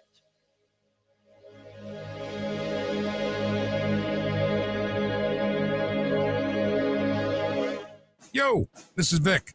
All during the month of June, Vic for Vets is proudly honoring our veterans. Every weekday at 11:05, you'll hear about that day's honoree and their incredible service to our country. Hi, it's Ken. You want to nominate a veteran? Send their name, service information, and story to me, Ken, at NewsTalkSTL.com. Brought to you by Best Buy Flooring, Patriot Heating and Cooling, and DG Firearms. Together, let's celebrate the heroes in our community, Vic for Vets, where honor meets gratitude. Summer in St. Louis means one thing: Cardinals baseball. It's more than a game. It's an STL tradition. The crack of the bat, the roar of the crowd, the boom of the fireworks. It's the soundtrack to summer for Cardinals Nation. So grab your cap and glove and take your spot in the stands, because in St. Louis, baseball is more than a melody. It's our favorite song. This is former Cardinal and Navy Lieutenant Mitch Harris. Salute those who serve. Join the Cardinals on Friday, July 11th for Military Appreciation Night, presented by Boeing. With a special themed ticket, fans will take home an exclusive Cardinals 40-ounce tumbler, honoring all 6 military branches. Arrive early for a powerful pregame concert by the U.S. Air Force Band on the Budweiser stage. And best of all, a portion of each ticket benefits USO Missouri. Get your tickets at cardinals.com/think. St. Louis Cardinals for the Lou. Hungry for the best steak you'll ever have? Head to the heart of Moscow Mills and discover Harry J's, a local landmark and family-owned steakhouse, serving up excellence since '98. From mouth-watering appetizers to decadent desserts, Harry J's has something for everyone. Enjoy our extensive bar selection while soaking in our friendly family atmosphere. Whether dine-in or carry-out, your meal is prepared to perfection. Make the drive to 300 Main Street and treat yourself to a taste of Moscow Mills' finest. Harry J's, more than a steakhouse. We're a tradition. KLGY HD3 Clayton, K270BW Bellefonte, KNBS Bowling Green. This is News Talk STL at 1019, 94.1, and always streaming at NewsTalkSTL.com. News this hour from townhall.com. I'm Rich Thomason. There's growing support for President Trump's claim that the U.S. military devastated Iran's nuclear sites. CIA Director Ratcliffe, National Intel Director Gabbard, and the Israelis all say the latest intelligence confirms the annihilation of Iran's nuclear facilities. A preliminary American intelligence assessment raises some questions about the level of devastation to Iran's nuclear program, but the president is confident. It's blown up to kingdom come. And the White House is citing this statement from the Israel Atomic Energy Commission. We assess that the American strikes on Iran's nuclear facilities has set back Iran's ability to develop nuclear weapons for many years to come. However, the president's Joint Chiefs Chairman has said final battle damage assessment will take some time. Greg Clugston, Washington. Out of hiding for the first time since the American attacks, Iran's supreme leader making some big threats, saying the U.S. will pay a heavy price if it attacks his country again. Rural hospital relief, the latest sticking point as Republicans try to craft a compromise on the president's big, beautiful tax and spending bill. Republicans Susan Collins of Maine and Lisa Murkowski of Alaska are raising concerns that a proposed $15 billion relief fund would not be sufficient to make up for the lost revenues from tens of billions in cuts to Medicaid. Crafters of the language say their main goal is to trim waste, fraud, and abuse from the program. However, critics are suggesting that with cuts that large, the relief fund should contain more like $100 billion to offset losses in rural areas. Bob Agnew reporting. In the east, where temperatures have soared into the triple digits this week, some cooler weather finally moving in. On Wall Street, the Dow futures are up 101 points. NASDAQ futures ahead 103, and the S&P futures 20 points higher ahead of this morning's opening bell. More on these stories at townhall.com. If you're living with pain, see how Relief Factor can help. I'm an artist and I'm in my studio. I listen to the radio all day and I'm hearing the ads about Relief Factor. And I've got pain in my neck and it's getting worse. And I'm thinking, well, I'm going to go ahead and order this. 2 weeks later, I've got much better range of motion. If you're experiencing pain at a certain point in life, I would get Relief Factor. Fight pain naturally with Relief Factor. Go to ReliefFactor.com and get your 3-week quick start today. Only $19.95. 1, 2, 3, 4. Third day. The original members reunited for the 30th anniversary tour, playing all the hits. With special guest Zach Williams.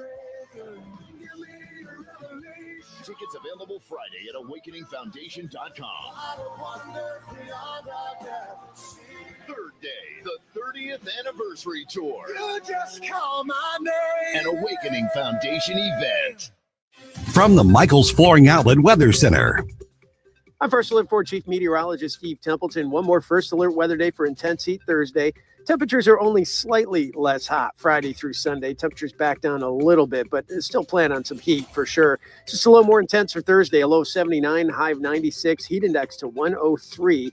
There is another 10% chance for a little spot shower in the afternoon to early evening. Friday, a 30% chance for some showers and storms. That could make it cooler than our forecast high of 93 with a heat index of 99 for Friday. That's the latest from the First Alert 4 Weather Center. I'm Chief Meteorologist Steve Templeton. This hour of News Talk STL brought to you by Chris Cooper and Serenity Wealth Management. Discover little-known strategies that could be the difference between choosing the care you deserve or having someone else decide it for you. Get a free copy of Chris's book at serenityltc.com. Life's too busy for home maintenance hassles. That's where Nicole White at Home Concierge Services comes in. From coordinating contractors and managing yearly maintenance appointments for your home and vehicles, to handling your mail, packages, and personal errands and shopping while you're home or away. Nicole takes care of the details so you don't have to. Nicole White at Home Concierge Services. Call 314-766-1996. 314-766-1996. Effortless living starts here. Getting new flooring can be exciting, or it can be a hassle. To make sure you have a great experience, use Michael's Flooring, like I did. Hi, it's Susie Moore, and Michael's Flooring has become my go-to for quality, variety, and an all-around great experience. They've been locally owned and operated for more than 30 years. Carpet, hardwood, laminate, ceramic tile, natural stone, luxury vinyl, it doesn't matter. Michael's Flooring is ready to help. 3 locations to pick from: St. Peter's, Darting Prairie, and Creve Coeur, or online at igotfloor.com. That's igotfloor.com. Mike Ferguson. You play ball like a girl! Gabe Pfeiffer. I triple saw stereo! Get up! Can't you hear the alarm? Get up, St. Louis. So it's time to get out of bed. Pour yourself the greatest cup of Kofifi the world has ever seen. Rise up with one voice, drain the swamp, and take back our country. Today's the day we're going to do it, and it's time to do it right now, believe me. Mike Ferguson in the morning on News Talk STL. Get up! This is your cousin. All right, this is going to sound really, really odd here for a second, guys. Okay, what's that? Should Republicans start governing like Democrats in order to deliver big wins in Washington, D.C.? Okay, that sounds weird. Okay, I know. Wait a minute. Hear me out. We're going to get there in a second. We're going to explain what that means in just a moment. Right, and it's time to start the tough part of the discussion about recovering from the tornado. Whose responsibility is it to rebuild the homes? Now, that question doesn't have an easy answer in a lot of people's eyes, so we'll get into that at 7:35. I'm going to forewarn you that I am going to put myself at risk of sounding like the heartless libertarian. Same. Yeah, so we'll get into that. Like I said, 7:35 here as well. All right, we're now joined by John Tillman from the American Culture Project. And John, great to chat with you again here. Okay, so really the question we're talking about a couple things. When is that big stuff, what we call around here, those big red things, when's that going to get across the finish line to fulfill all of those campaign promises from last November? And some things have been accomplished, but there's a lot of that's been executive orders. Your article in The Hill is where I saw that. It's headlined. I'll make sure I get the headline right here. To fulfill their promises to voters, Republicans must govern like Democrats. Now, you're not talking about the actual ideology. You're talking about the tactics. Explain what that means. I'm talking about cutthroat, brutal politics and getting legislation passed despite the smallness of your majority. One of my rules in politics is that Democrats, when they win elections, no matter how small or large their majority, can't wait to implement their agenda. And Republicans, when they win power, no matter how large their majority, can't wait to equivocate on their agenda. And that's what we're watching right now. It's time for them to start thinking like Democrats, take advantage of the power they have, and put in the policies that will benefit the American people that Trump and the Republicans ran on. Good morning, John. Gabe Pfeiffer here. So I've always had this question, this conundrum in my mind about why is it that when the left elects their people, they seem to stick to the line. They, at best, they're going to get further left, in their politics. But when we elect people who run on, conservative or Republican, mainstay sort of ideas, they get really squishy. And and some of them go outright Democrat on us. Why is that? How does that happen? I've written a lot about this. The reason is that all the politics is about pressure. Power is derived by applying pressure to those in office. Pressure comes from the media. It comes from the engaged public. That engaged public can be organic pressure that arrives naturally, or it can be orchestrated pressure like we see the left do so often with all these protests going on around the country. And then you have elite influencers. The late Senator Tom Coburn from nearby Oklahoma to you guys, once I asked him that exact question, and he said, the way it works is I get to Washington when I was first elected to the House, and all my conservative leaders and friends from my community came and said, Dr. Tom, we're so proud of you doing such a good job holding the line on spending and earmarks, but I've got this one thing I need to talk to you about. So even Republicans find out that the currency is trading favors in government action. Democrats, by their nature, love government action. So when they're compromising, they're just compromising on how much government action. On the right, you have some Republicans that are kind of squishy. They're really not Republicans ideologically. They're Republicans because they want to be a politician, but they live in a Republican district. Those are our problem children. And then you have the true believers, Tom Massey, Rand Paul, and others, who really don't want to compromise at all and really want to see a truly limited government bill. And that's why we fracture more than they fracture. Yeah, and we're visiting with John Tillman from the American Culture Project. And that leads, I guess, to I think the question is, one, what do we do about it? How do we fix this sort of thing? But, another part of this that I've noticed just year after year, cycle after cycle, is that with the Republicans, they want to be more cerebral. But the reality is that we have some big things right in front of us. The rescission bill, for instance, which $9 billion in cuts that the president says I'm good with.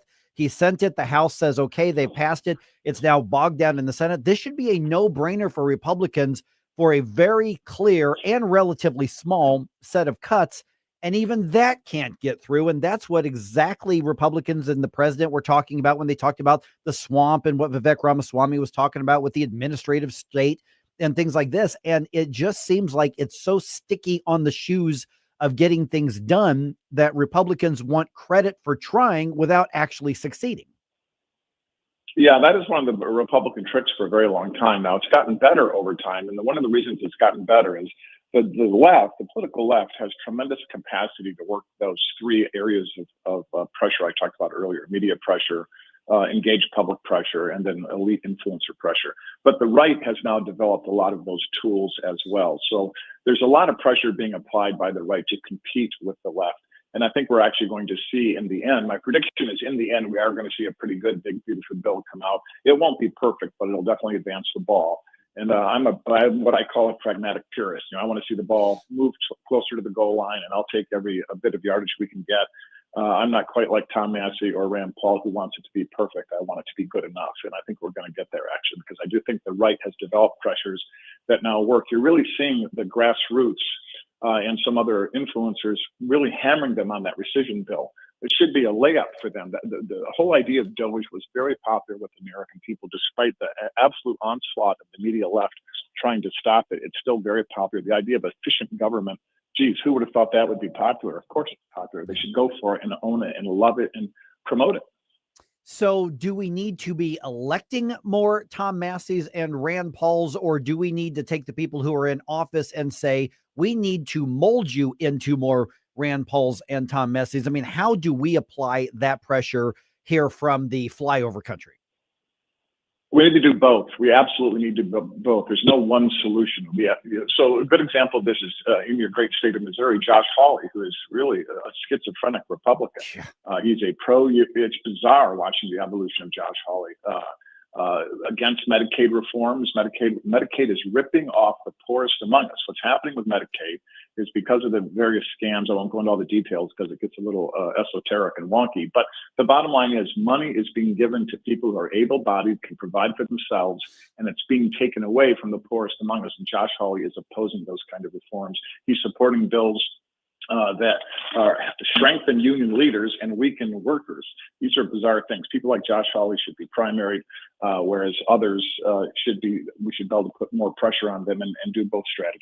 Yeah, and the thing is, I get in trouble. I get the Republicans going, Mike, because I've said the same thing. Yeah, I don't know what's happened with Josh Hawley. It's Mhm. just, I mean, at least we've got Eric Schmidt, who's holding who's been fantastic, right? Holding And the line. so here's the aspect to follow up that question comes down to is that if you become a Rand Paul, if you become a Thomas Massey, if you step and say, wait a minute, we've got principles that we were elected on to do this, you get beaten by the party establishment because you're being disloyal and we have to have a unified front. But what good is that unified front doing if it's not accomplishing the goals?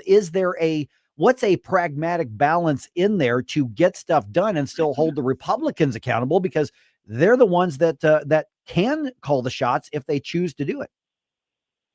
Yeah, I think the way that President Trump has treated Tom Massey is the wrong approach. I love President Trump, but like all politicians, they're imperfect like the rest of us.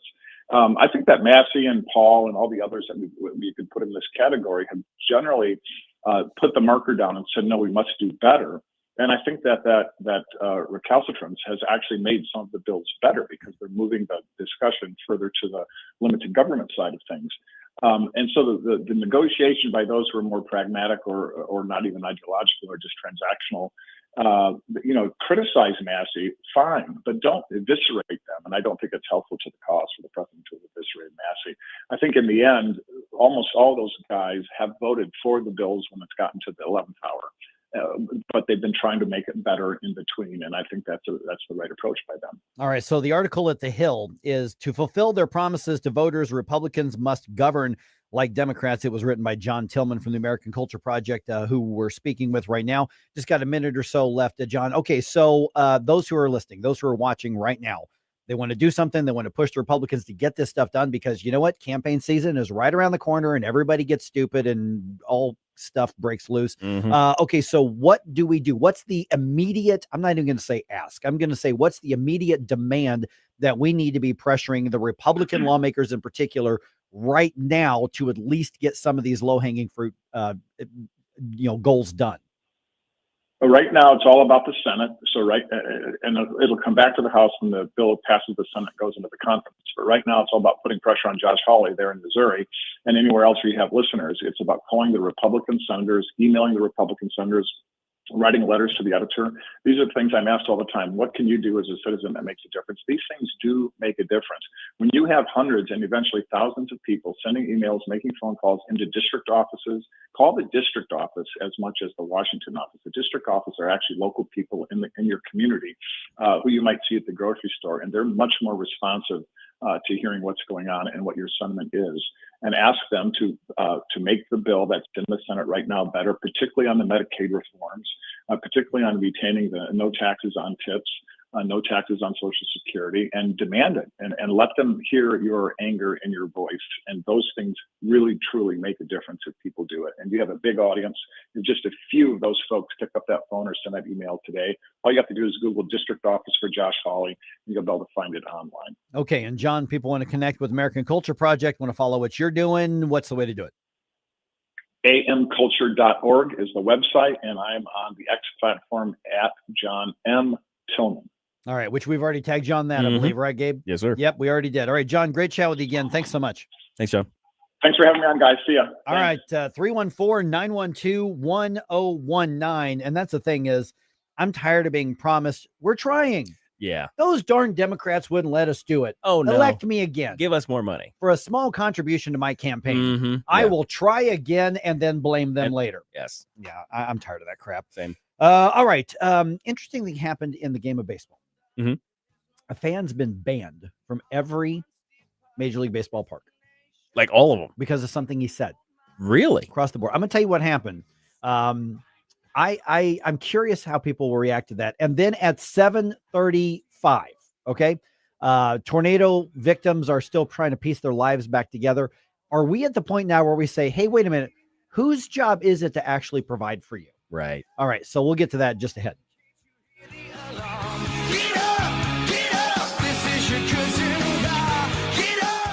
Mike Ferguson in the morning. I've driven all over Washington, D.C. I cannot find the money tree. On News Talk STL.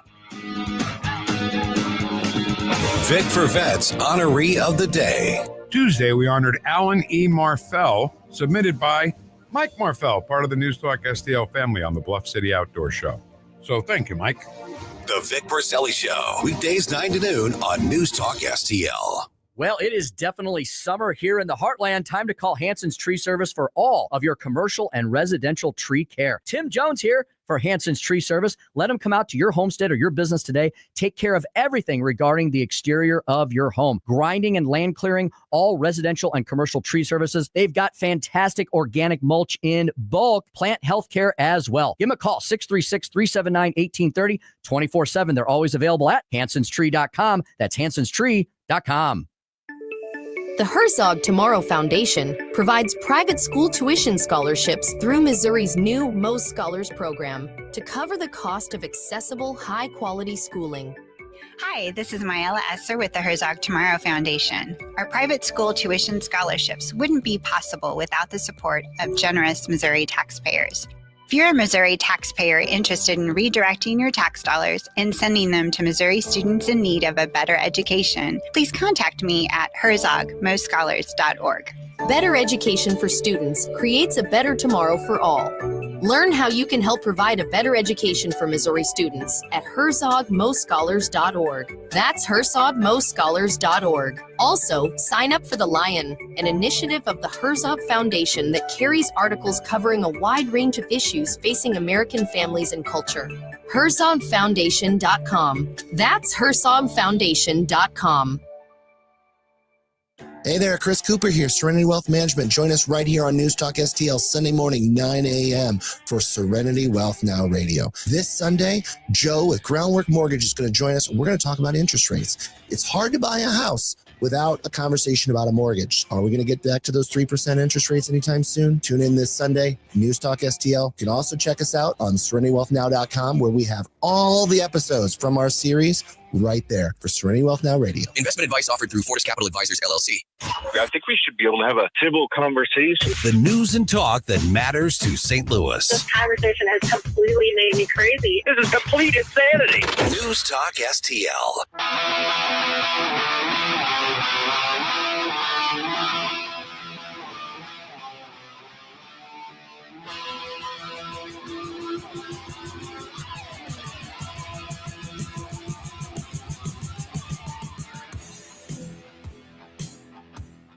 Hi, this is Susie Moore. Check out my show, Red State Radio, Sunday afternoon at 4, right here on News Talk STL. Now it's back to Mike Ferguson in the morning. I know this is going to sound weird, but I think this is the Scorpions' best song. Really? The Zoo. I think this is their. I know everybody's like, no, Rock You Like a Hurricane, Wind of Change. I think this is their best song. Arguable, I suppose. I think, yeah, it's just, I know, because I'm just that weird deep cut guy. All right, fans at the game, you're allowed to heckle players and umpires. Sure. You're allowed to do that. Yeah. That's part of that. I would say that's part of the culture, isn't it? Yeah, it really is. But can you go too far? MLB has banned a guy, and it looks like for life, because he made a player cry. There's no crying in baseball. Well, that's the thing. Now, before you laugh, though, hear the details of what happened.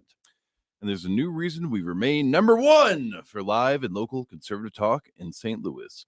And one of those reasons is going to be our new show, St. Charles Patriot Radio, debuts this weekend, hosted by Richard West and Senator Nick Schroer. Check it out Sunday afternoon at 1. And I actually went into the boss's office when I saw that this show's being added this weekend. I'm like, are we still going to air Stand and Fight? Is this replacing Nick's other show? And he went, nope, Nick's doing 2 shows. Awesome. On the weekends. Nick just adding more things to his because already full. Because he's got so much extra time on seriously, his hands. what are you doing, man? But yeah, so now we got, because remember we started with Jeffco Patriot Radio, right, with Billy Crow and Tim Jones. Mhm. And then Mark Harder added St. Louis County Insider. Right. And so now we've got St. Charles Patriot Radio. I love, it's not a franchise, but I love these series of hyper local. This is what's happening in your community. And we've got room for more. Absolutely. I would love to see more of these. That to me is one of the best things about the brand and the product that we have here. Yeah, it would be great if we can get St. Louis Patriot Radio, but I'm starting to wonder how many Patriots are still left in St. Louis. So. I tell you what, once a month at that meeting, you see them gathering and they're still fighting. I would love to see a city-based show. I would love it. I would help them make it. That'd be honestly. cool. Yeah. Yep. All right. Let's see here. So here's what happened. Now, listen, you got to have thick skin to be a professional athlete. Right. You know, everybody's or a college athlete. Everybody's a critic. Frankly, in some situations, high school. I mean, oh gosh, people take their sports, really, really personally, and at some time, these pro athletes are celebrities. Yes. Okay. So we tend to dehumanize the celebrities. Yes, we forget they're people. One of those human tendencies. Yes. Right. So here's what happened. This was a game. It was in Chicago, and it was a White Sox game, and the Arizona Diamondbacks were playing the Chicago White Sox, and the Diamondbacks have a player. Make sure I get to the right one here. They have a player name, which a lot of people, don't follow him. He's a good player. Ketel Marte. Okay. Who plays for the Arizona Diamondbacks. And on Tuesday's game, he was brought to tears by a heckler. He was thrown completely off his game because one of the hecklers in the stands, and nobody that I can find has actually printed what the guy said. Yeah, I'm really curious. Right. Okay. I would love to know what he said. What was actually said. But he was basically mocking or insulting Marte's mother, who was killed in a car crash 7 or 8 years ago. Oh, wow. So basically, he was going after the player's dead mother. Yeah. And from a personal perspective, right. That's crossing a line. I mean, that's way across. Yeah, this is beyond the joke of what'd you say about my mama? Right. Yeah, exactly. We're way past that. That's way past. Yeah. And so the Chicago White Sox ejected the guy, like you out, which they have every right to do. Yes. And MLB has now banned the guy from the ballparks. I don't know if that's for the rest of the year or for life or whatever the case is. Now, is it the MLB organization itself or the individual ballparks just all said, I'm out too? Basically, MLB, he was banned from, I think it's Rate Field. Yeah, Rate Field. And so he's banned from there. And then MLB said, you know what? Yeah. How about none? With that one guy. No fields for you. And the last time I heard of somebody being banned like that was that guy in the playoffs game last year. Oh, who interfered with the play? Yeah, he grabbed Mookie Betts. In the World Series. Oh, yeah, that's that guy. And held on to him. Right. And so that was a physical altercation. Right. With that. And with this one right here, basically he hurt a player's feelings. I don't mean to put that in a very simplistic term. He got incredibly personal and gross. And again, nobody, ESPN, MLB, CNN, none of them are printing what the guy actually said about his mother, but it shook the player. It was enough to shake him, and and the coach recognized his player was hurt basically. So it was serious. Whatever was said, it was apparently pretty serious. Right. And because once again, not only is she died. I mean, you and I both have parents who have died, and but my dad died at an older age because of a medical condition and all that. She died in a car crash. She died suddenly. It's tragically. And he's 20 some years old. Oh, wow. And so he would have been a teenager when she died. So she was probably in her 40s. Oh, wow. Yeah. If you think about that. So a couple things here is one, the guy, whoever was yelling this, is obviously an idiot and a jerk. Absolutely. Okay. Secondly, ball players are told, they are trained, they're given educations as far as being thick-skinned. You got to let it roll off. You got to ignore it, that sort of thing. Sure. At some point, do you say there's a limit to that? I mean, and we're talking other players. You go back, 3 or 4 generations, what Jackie Robinson went through, what, some of, Satchel Paige went through. You look at that, which is a whole different thing. In this case right here, was he being thin-skinned and shouldn't take it personally, or how can you not take that personally? Right. Yeah. I mean, it's a good question. I think this wouldn't this fall a little bit into the unwritten rules of baseball area too? Yes. Right. So there are certain things that you can and cannot do, and regardless of whatever the circumstance is. Right. Right. So I don't know. To me, there are certain places you just don't go.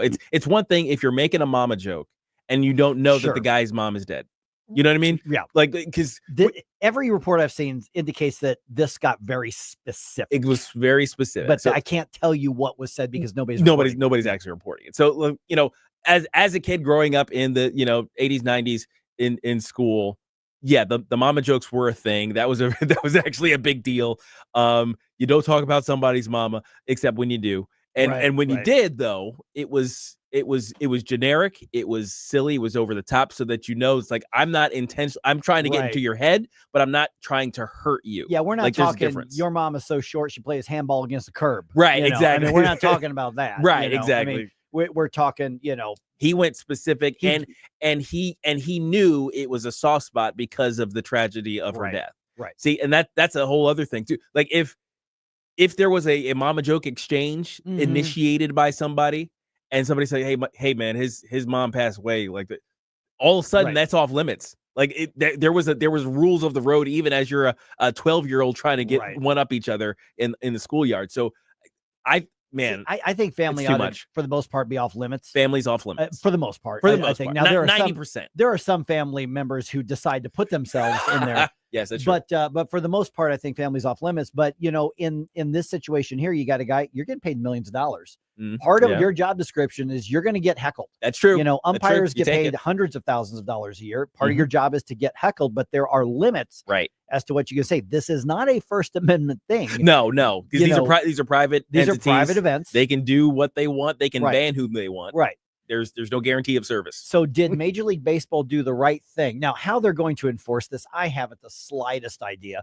If he has the ballpark app, they can lock down his app, but it's not like you can't get around. I don't know how they're going to enforce it, but are they doing the right thing by sending the message saying you are not allowed to attend any of our games anywhere in this country, at least for this year, if not forever?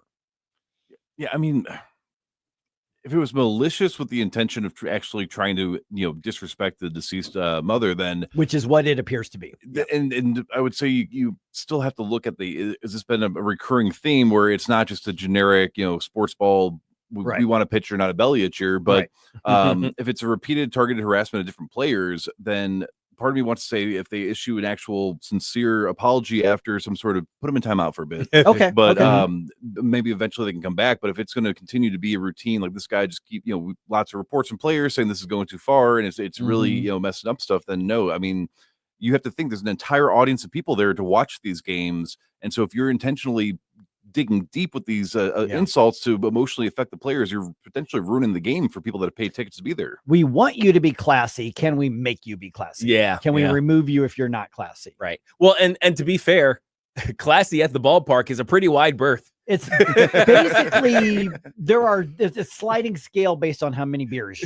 Right, exactly. You're allowed to do a lot at the baseball. Yeah, classy in the first inning is different than classy in the seventh inning. We're just saying. There's a reason they cut off sales at a certain point in the game, and which is why I'm thinking that this guy must have gone just so far out of bounds that everybody knew. Like, okay, that's way. Not only is that way out of bounds, I don't even want to see you ever again. Right. Yeah, and there are some players who, you'll see the videos of fans trying to distract him by being funny. Oh, yes. I've seen those. Most of the players, it rolls off, and they'll even play along sometimes with it. But on this one, I just thought it was interesting that, first of all, the idea of a player crying on the field would have been unheard of. Oh, gosh, yeah. Even back in the 80s, 90s. There's no crying in baseball. Right, there's no crying in baseball. There was in this case, and the fan got ejected, so this sounds to me like the fan should have been. Yes. I'm good with the ban, to be really honest. And with the players, at some point, they're going to have to use this as a case in point saying, guys, you're going to have to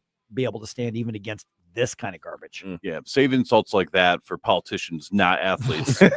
Speaking of politicians, there's a new worm in the Big Apple, New York City. Let's see what Larry Connors has to say about that. I wonder who Larry's talking about.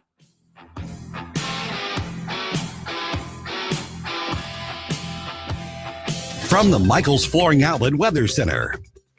I'm First Alert 4 Chief Meteorologist Steve Templeton. One more First Alert weather day for intense heat Thursday.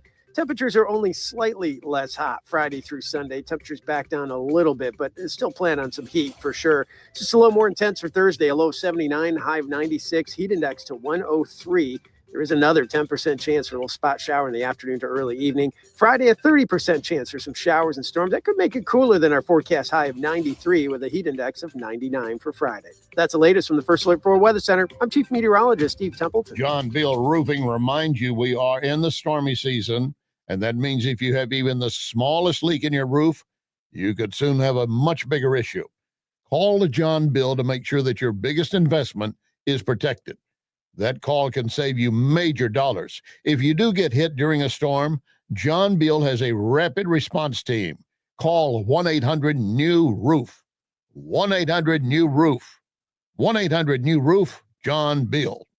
Larry Connor's commentary, brought to you by Vincent's Jewelers, offering a wide selection of jewelry, including lab-grown diamonds, affordable earrings, bracelets, necklaces, and rings, up to 75% off their natural counterparts. Visit vincentsjewelers.com. This is Larry Connor's commentary on News Talk STL. What's worse than finding a worm in an apple you're eating? Well, what's worse is finding half a worm.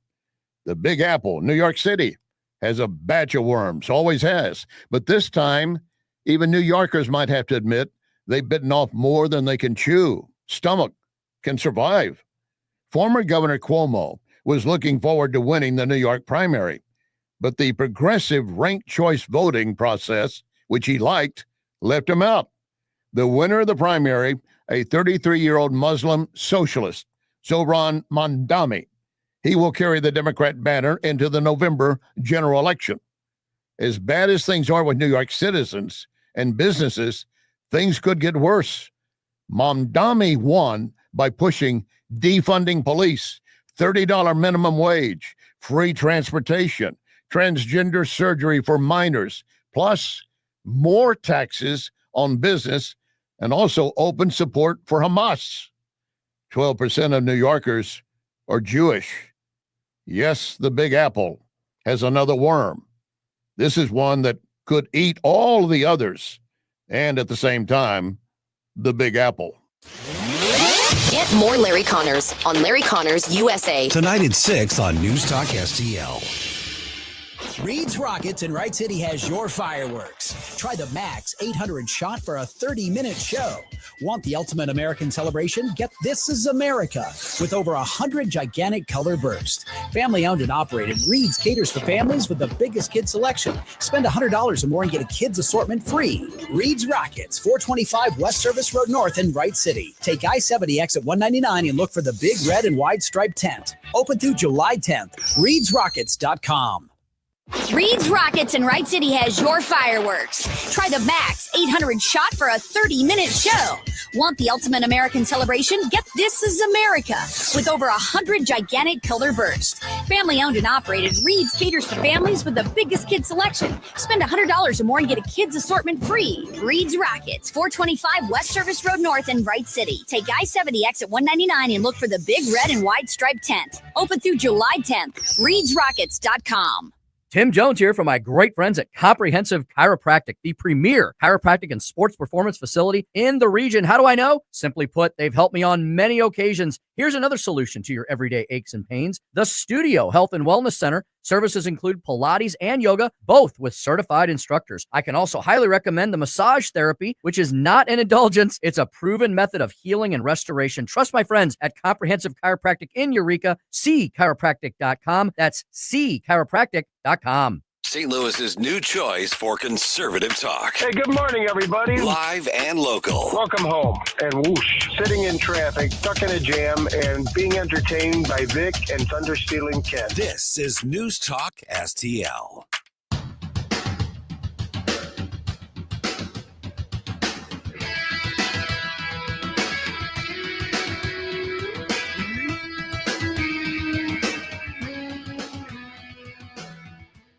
Hey, this is Larry Connors. Make sure you're listening later today at 6 o'clock on News Talk STL for my show, Larry Connors USA. Now, back to Mike Ferguson in the morning. Vicky made a really good point on Rumble. She said no one should have to put up with abuse. These days, people are just mean and don't care. I think she made and that's a point I had not thought of. At some point, is there a difference between heckling and insulting and abuse. Yeah. Well, there's got to be, because Yeah. if we think that verbal abuse exists, that it is a Yeah. thing, then there's got to be a line at which it's crossed. Yeah, and is there a limit to who is a victim of it? I mean, Right. verbal abuse of children is definitely a real thing. Sure, you yeah, know, absolutely. And there can be power structure things, the boss and the Mhm. worker, the teacher and the student, whatever. Right. And so, you know, in this particular case, I think that's a really interesting point that she brought up. Yeah, on that. So absolutely. got some thoughts on it? Let me know, Rumble or Facebook or any of those as well. Okay, so, you know, we all rushed to help the tornado victims in some way, either in person, people went in, or people made donations, or just prayers, or whatever you could do something. But here's the part where I'm going to put myself at risk of maybe being the heartless libertarian. Now, whose job is it to rebuild? And the reason I'm asking this question, I found this story on Fox 2's website. It looks like most, as in a significant majority of the homes in the city that were hit by the tornado, were uninsured or underinsured. But this is a complicated, nuanced situation. But this may also get a little uncomfortable. So let's talk about it. Yeah, and don't forget, tomorrow is Flashback Friday. Got to get your 80s bump music requests in. Jerome needs to request this Like- morning, so Like now. now would be a good time. Right. Yeah, exactly. Get those in. And by the way, I'm just going to put this question out because I saw this on Reddit and I think it's freaking hilarious. Yeah. There are warning labels on just about everything. Yes. Matter of fact, I brought in something that Ryan at the Nutrition Stop. We were just joking about that. about this yesterday. I'm going to read off a warning label. But if there were a law that were passed that we all had to come with warning labels and display warning label, what would your warning label be? I've already copied a couple of the answers I got off Rumble on that. So I'm going to read you some of those answers on Reddit, and they're absolutely hysterical as well. Okay, so here's the thing. There are immediate needs when a disaster happens. And I think that we need to rush to try to meet those of our neighbors and community members, just because it's the human thing to do. Sure. Yeah. I mean, immediate stuff. Yeah. If somebody, is suddenly made homeless, Right. you want to give them at the very least a place to sleep for a couple days. Exactly. Right. Power goes out, you can't stay there. All those sorts of things During the heat advisory, right. people who don't have the ability to stay cool in their homes, you want to provide them Right. someplace where they can be. Because that's what we do. That's what as we do people. as That's humans. what we do as humans.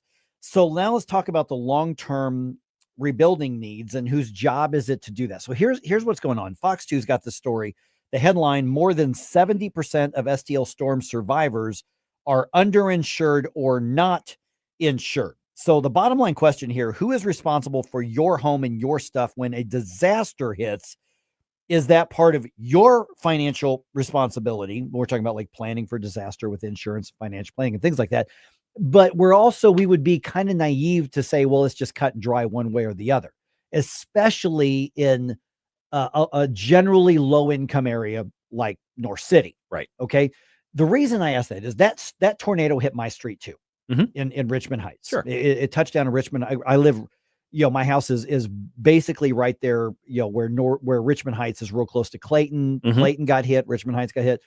And the thing is, the idea of somebody saying, well, it's everybody else's job to fix our homes because it was a disaster and it wasn't my fault, is generally going to get you laughed out of the room, because these are $300,000-$500,000 homes. Right. And you're expected to have insurance and be prepared for this. Yeah, it's like fix it yourself. Right. You have the it's means. Not my job. It's your house. It's your house. We'll be fine. It's going to cost us a deductible. Now, my house actually didn't get hit. The neighbor literally across the street did. It was so weird. But here's the thing. You've got a lower income area in North City, which is where the tornado targeted, that in the Central West End. And so FEMA rushes in, and we're talking tens of thousands of dollars per survivors, per homes, per families there. We're paying for this with federal stuff, and it's to go to help rebuild. It's to help provide lodging and all these sorts of things. Clean up. But you're talking, what was it? $30,000, $40,000, $50,000 like per person. Yes. And then you've also got the state government allocating, tens or hundreds of millions of dollars. The city wants to use Rams money and another thing. And so everybody, all the government entities are rushing to provide. All the resources are flooding in. Let me ask the devil's advocate / heartless libertarian question. It's your home. Right. It's your stuff. Your responsibility. Is it your responsibility? At some point, are we justified in saying, hey, you didn't plan for this, insurance isn't that expensive, but even if it is compared to your budget, it's not my job, because there's a lot of people who say, well, when disaster strikes, it's all of our jobs to come together, and we do that through government. Is it? Right. And I'm asking the question here. It's a solid question. My guess is that the right answer is somewhere in between. Yeah. But I got to think that it's closer to listen, ultimately, you are responsible for your home and your stuff. I mean, if you were a renter, basically nobody's going to give you a lease until you show them renter's insurance. Right. Now, that's liability in case you start a fire or something like that. Mhm. Or it also covers your stuff. Right. So who's responsible for replacing your stuff, even if the disaster isn't your fault? Well, speaking of a renter, let's look at somebody who's, who was a renter at one of these homes. They don't own the home, right? But they are a renter there. If the owner of the home decides not to rebuild, you're out of a home. Yep. You have to go find someplace else on your own. And whatever insurance or non-insurance you had or didn't have doesn't pay for that. Doesn't pay for that. Doesn't pay for you finding a new home. And the housing supply just went down a lot in that area. Right. Exactly. So then why should it be any different for someone who, quote unquote, owned a home, but it was uninsured? Yeah. Like to me, it's almost the same thing. You basically didn't own your home because it wasn't insured. Right, yeah, and because I saw one person was quoted in there, and they've started a GoFundMe asking people to help them rebuild and whatnot. And that's a free market. That's not government. Have at it with the GoFundMe. And they say that they say that, well, to rebuild this home, which wasn't worth $400,000, but they say it's going to cost like $400,000 to rebuild. Yeah, and you say, well, how could that be? Well, you got to demolish and get rid of, and the environmental stuff. I mean, you got and actually building a house these days is a lot more expensive than the value of a home in a certain area, because you still have to have an architect design it. And unless you go get a prefabbed, home that's already, just roll it in, which is not anywhere near the same thing. Right. So let's see what you think. We're going to start off with Marty here. Marty, I just got a minute or so. What's your take on this? I mean, I know it's kind of a cruel, heartless question to ask in the eyes of a lot of people, but what's your take on it? In 2010 and 11, a tornado went through parts of Fenton, Sunset Hills, Crestwood. Nobody reached out to FEMA. Everybody took care of their own stuff. Why is this any different? Why are the responsible people always paying for the people that don't do things like they should be done? We're paying for this now on our insurance with uninsured motorists driving around with temporary tags. From 2019 still, they get in a crash, our insurance rates go up because they don't have insurance. It's time for the irresponsible people to start taking care of themselves. Okay, Marty, I know somebody's listening right now. They're going to say, but in this area, they can't afford it. They didn't have a mortgage. It's just different there. It is just different. But again, this is the cold-hearted part, that it's time for people to start taking care of themselves. Yeah, I imagine there's a lot of people who agree with you on that. I think so. And I think there's going to be a lot of people that aren't. Yeah, definitely, without a doubt. Yep. Hey, Marty, appreciate you being part of the show, man. Thanks for thanks for offering that. And see, that's the thing that's one of the things why I say the cold, heartless libertarian thing, because that's the conceptual answer. Right. That doesn't mean I'm opposed to like nonprofits going in and somebody trying to help in a charitable thing, saying we're going to come together to try to preserve the people that made up the community to keep it. I get that. But is it my job, to Marty's point, to be forced by government or insurance or a combination of the two to pay for people who chose not to be prepared, even if they were never taught to be? Is it our job to do that? I think we're far enough removed now from the actual tornado, and we're still in the cleanup and rebuilding phase, that I think we've got to ask some of these questions. Yeah, it's one of those things. Life isn't fair. Yeah.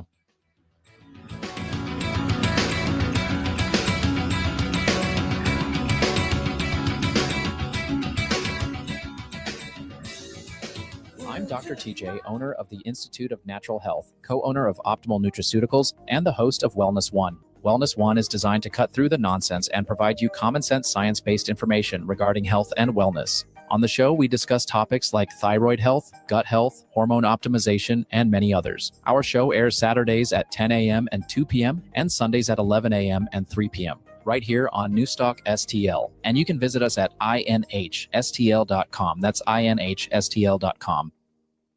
Military history buffs and collectors, attention. Looking for authentic military collectibles? Look no further than Alamo Military Collectibles, your one-stop shop for genuine military artifacts. Firearms to uniforms, medals to memorabilia, pistols, rifles, bayonets, insignia, patches, helmets, field gear, and more. Both American and foreign pieces. We offer cash or consignment for your items. Alamo Military Collectibles. Visit us online at alamomilitary.com or call 314-638-6505 today.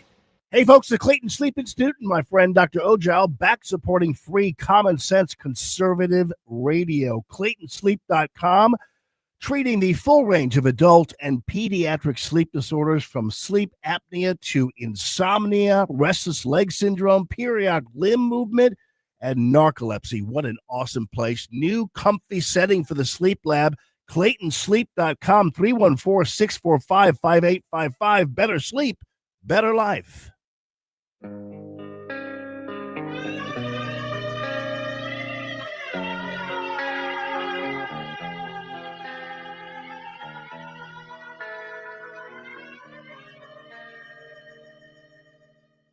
Hey, this is Todd Showalter. Join me for the Right Mind Show on Saturday at 5 as I try to put some fun back into this wacky radio station. You know, and speaking of wacky, let's get back to Mike Ferguson in the morning.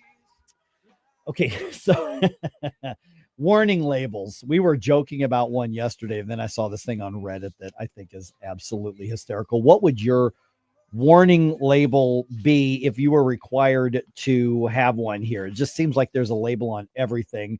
Should people come with warning labels? And if so, what would yours say? For me, it was like may make random pop culture references that you don't get.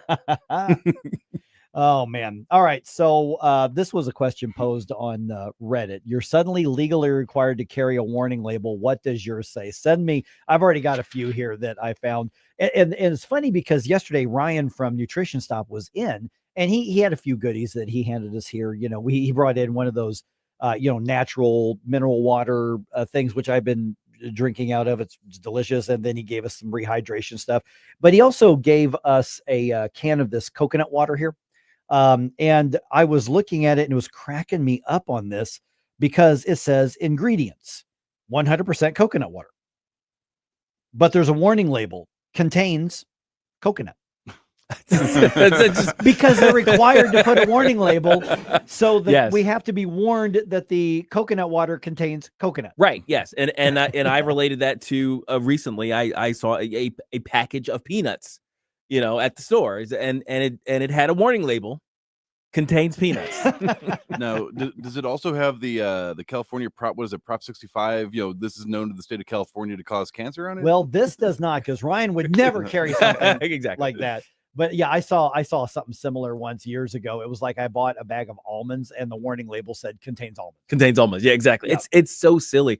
And now I think that's even beyond the, what we see like on the lawnmower, the hand reaching towards the spinning blades and the X through. It's like, don't put your hands in a spinning blade. In a spinning blade on the lawnmower. Yeah, this is even beyond that. This is the thing that you think it is what it is. Right. Like that's how bad the labels have gotten. Okay, so I asked the question on Rumble this morning, and I'm still looking for some answers here.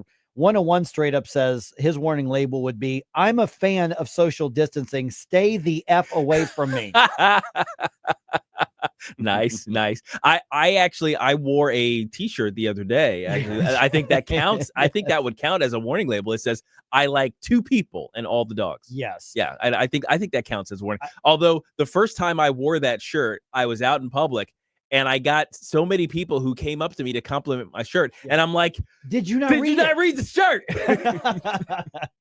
Jay Monty on Rumble says, my warning label, I am the FO portion of FAFO.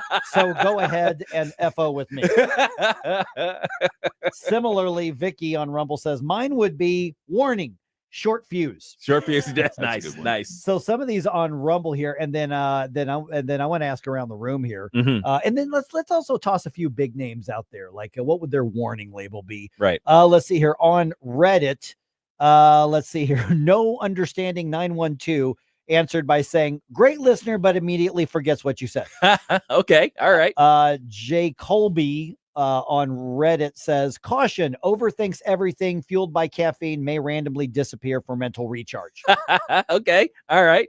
All right. Oh, man. Warning, will not remember your name. Oh, yeah, precisely. Yes. That's one for me. There's those, like, for me, it could, there are so many that could come with me. Mhm. One of them would be, warning, will abruptly walk away from a conversation to pet the dog.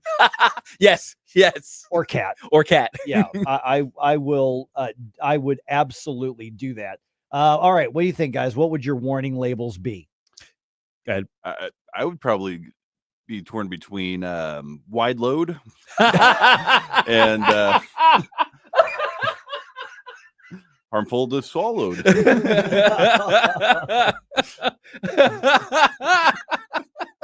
Oh my goodness. Well played, sir. Well All played. Absolutely. And yeah, I already outed myself on a couple of them, but certainly we'll ignore you at a party if there is a dog or cat present. Yeah. That's one of those. Yeah. Yeah, I think another one of mine would be warning, too old to listen to lots of BS stuff. Yes. Because I have gotten to the age where I'm like, I'm not interested in this conversation anymore. I'm leaving, or that was really stupid.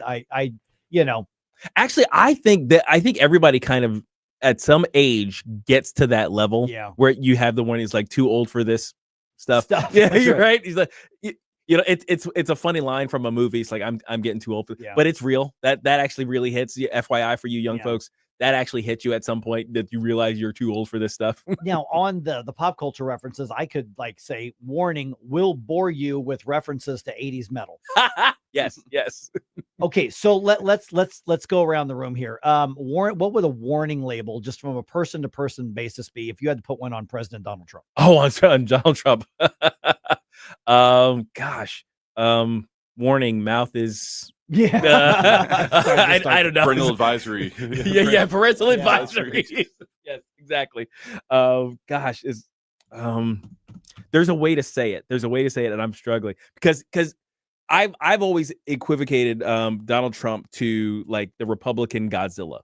So so the thing is, like, he's our monster, and so when there are other monsters about, you want Godzilla around because Godzilla always fights the other monsters, and he always kills because he's the king of the monsters. He does his thing. I don't want to deal with Mothra. But the thing is, Godzilla will knock over half of your city while he's protecting it. You know what I mean? When he shoots his nuclear breath, he's taking out as much city as he's taking out the other monsters. So that's kind of how I regard. So there's a way to say that, but see, pop culture reference. Yes, I warned you. I know. Corporeal Being says, warning label. Warning may contain facts and opinions that may be offensive. Yes. Oh, gosh, that's all of us. Pretty much. Okay, so how about this? JB Pritzker. He's announcing today that he's running for re-election. Well, we already took wide load. Wider load. Wider load. I was going to say, warning, may not leave anything for you at the buffet. Yes, absolutely. See, I did another fat joke. Because they're easy. Yes. And they're good. I'm trying to remember. So when you're driving, you're like a cliff or the side of a hill, and it's like mudslide warning, something of that nature. Like, oh yeah. Pritzker slide warning. That's right. Okay, how about Sam Page? Sam Page. Warning, hazardous materials. Oh, nice. Yeah. Nice. Yes, absolutely. Warning, will or maybe not so much a warning label, but will tyrant for food. Yeah. Like that's his MO. That is so true. Okay, so let's talk about some of the people on our side. Oh, okay. All right. A warning label Nick Schroer would have to walk around with. Warning, highly flammable. Yeah, I was gonna say.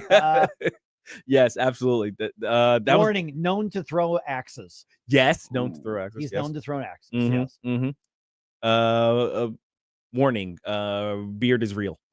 Yeah, that's true there. All right. Let me see here. Who else we got here? On our side here. What about Vic? Oh, Vic Porcelli. Vic Porcelli.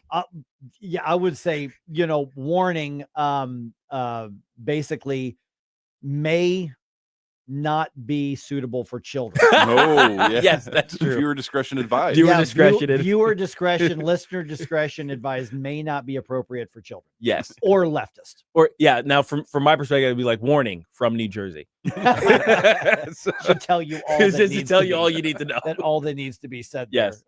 There. By the way, I just want to remind you, it's still Vic for Vets. Yes. I am remiss. I'd be remiss if I didn't mention this because we've got basically tomorrow and Mondays. It's all that's left. So if you haven't had an opportunity yet to kind of give a shout out to your veteran family member or whoever, be sure to send those details on to Ken, and Ken will make sure it gets on air. Yep, exactly. And of course, if you had to have a warning label for News Talk STL, I would say warning does not play well with George Soros. Nice. Yeah. Just as a way of differentiating.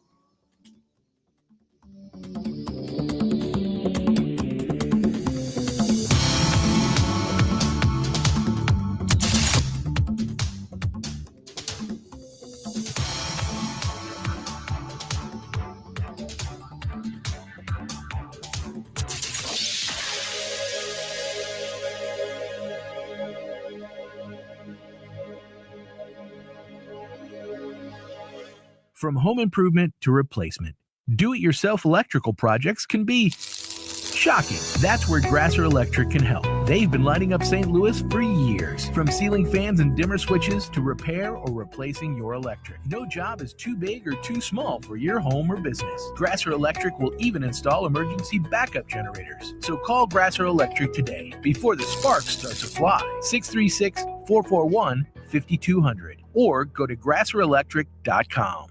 Mike Ferguson here. Retirement should be a time you can relax. No more stress from work. But there's one thing you can't forget about when retiring. That's your money. Do you have enough saved to fund your income for life and keep up with inflation? How will you claim your Social Security benefits? And what about long-term care? The ClearPath Wealth Management Group at Stifel is here to help answer all of these questions. You can hear their latest views on the markets and investing during On the Money, hosted by Stifel financial advisors Bob Stockdale and Eric Robert, every Saturday morning at 9, right here on News Talk STL. They can help you get organized, guide you through critical retirement decisions, and create an investment portfolio designed around your needs. To schedule your free retirement plan consultation, go to clearpathinvesting.com. That's clearpathinvesting.com. Or call 636-695-2650, 636-695-2650. Stifel Nicholas and Company Incorporated, member SIPC and NYSE. St. Charles County, get ready. Smoke 70 is now open in St. Peter's. Grand opening specials that'll make you say, holy smoke. 420 pre-rolls for just $4.20. Eighths for only $20. Full ounces at an incredible $70. Mention News Talk STL and get one free pre-roll. 92 Spencer Road, St. Peter's. Call 636-248-2792. Smoke 70. Once you see our prices, it's enough to say, holy smoke. KLGY HD3 Clayton, K270BW Bellefonte, KNBS Bowling Green. This is News Talk STL at 1019, 94.1, and always streaming at NewsTalkSTL.com. News this hour from townhall.com. I'm Rich Thomason. Israeli intelligence and National Intelligence Director Tulsi Gabbard are backing President Trump's assessment that Iran's nuclear facilities have been completely destroyed. Defense Secretary Hegseth says there is additional confirmation beyond those two sources. The director of the CIA putting out a statement just last night. CIA can confirm that a body of credible intelligence indicates Iran's nuclear program has been severely damaged by recent targeted strikes. The BBC's Jay Kwan. The White House had dismissed a leaked Pentagon report which said the strikes had only set back the program by a few months and that the enrichment infrastructure remained largely intact deep underground. Having asserted that the nuclear threat is gone, Washington is now looking for a peace deal with Tehran.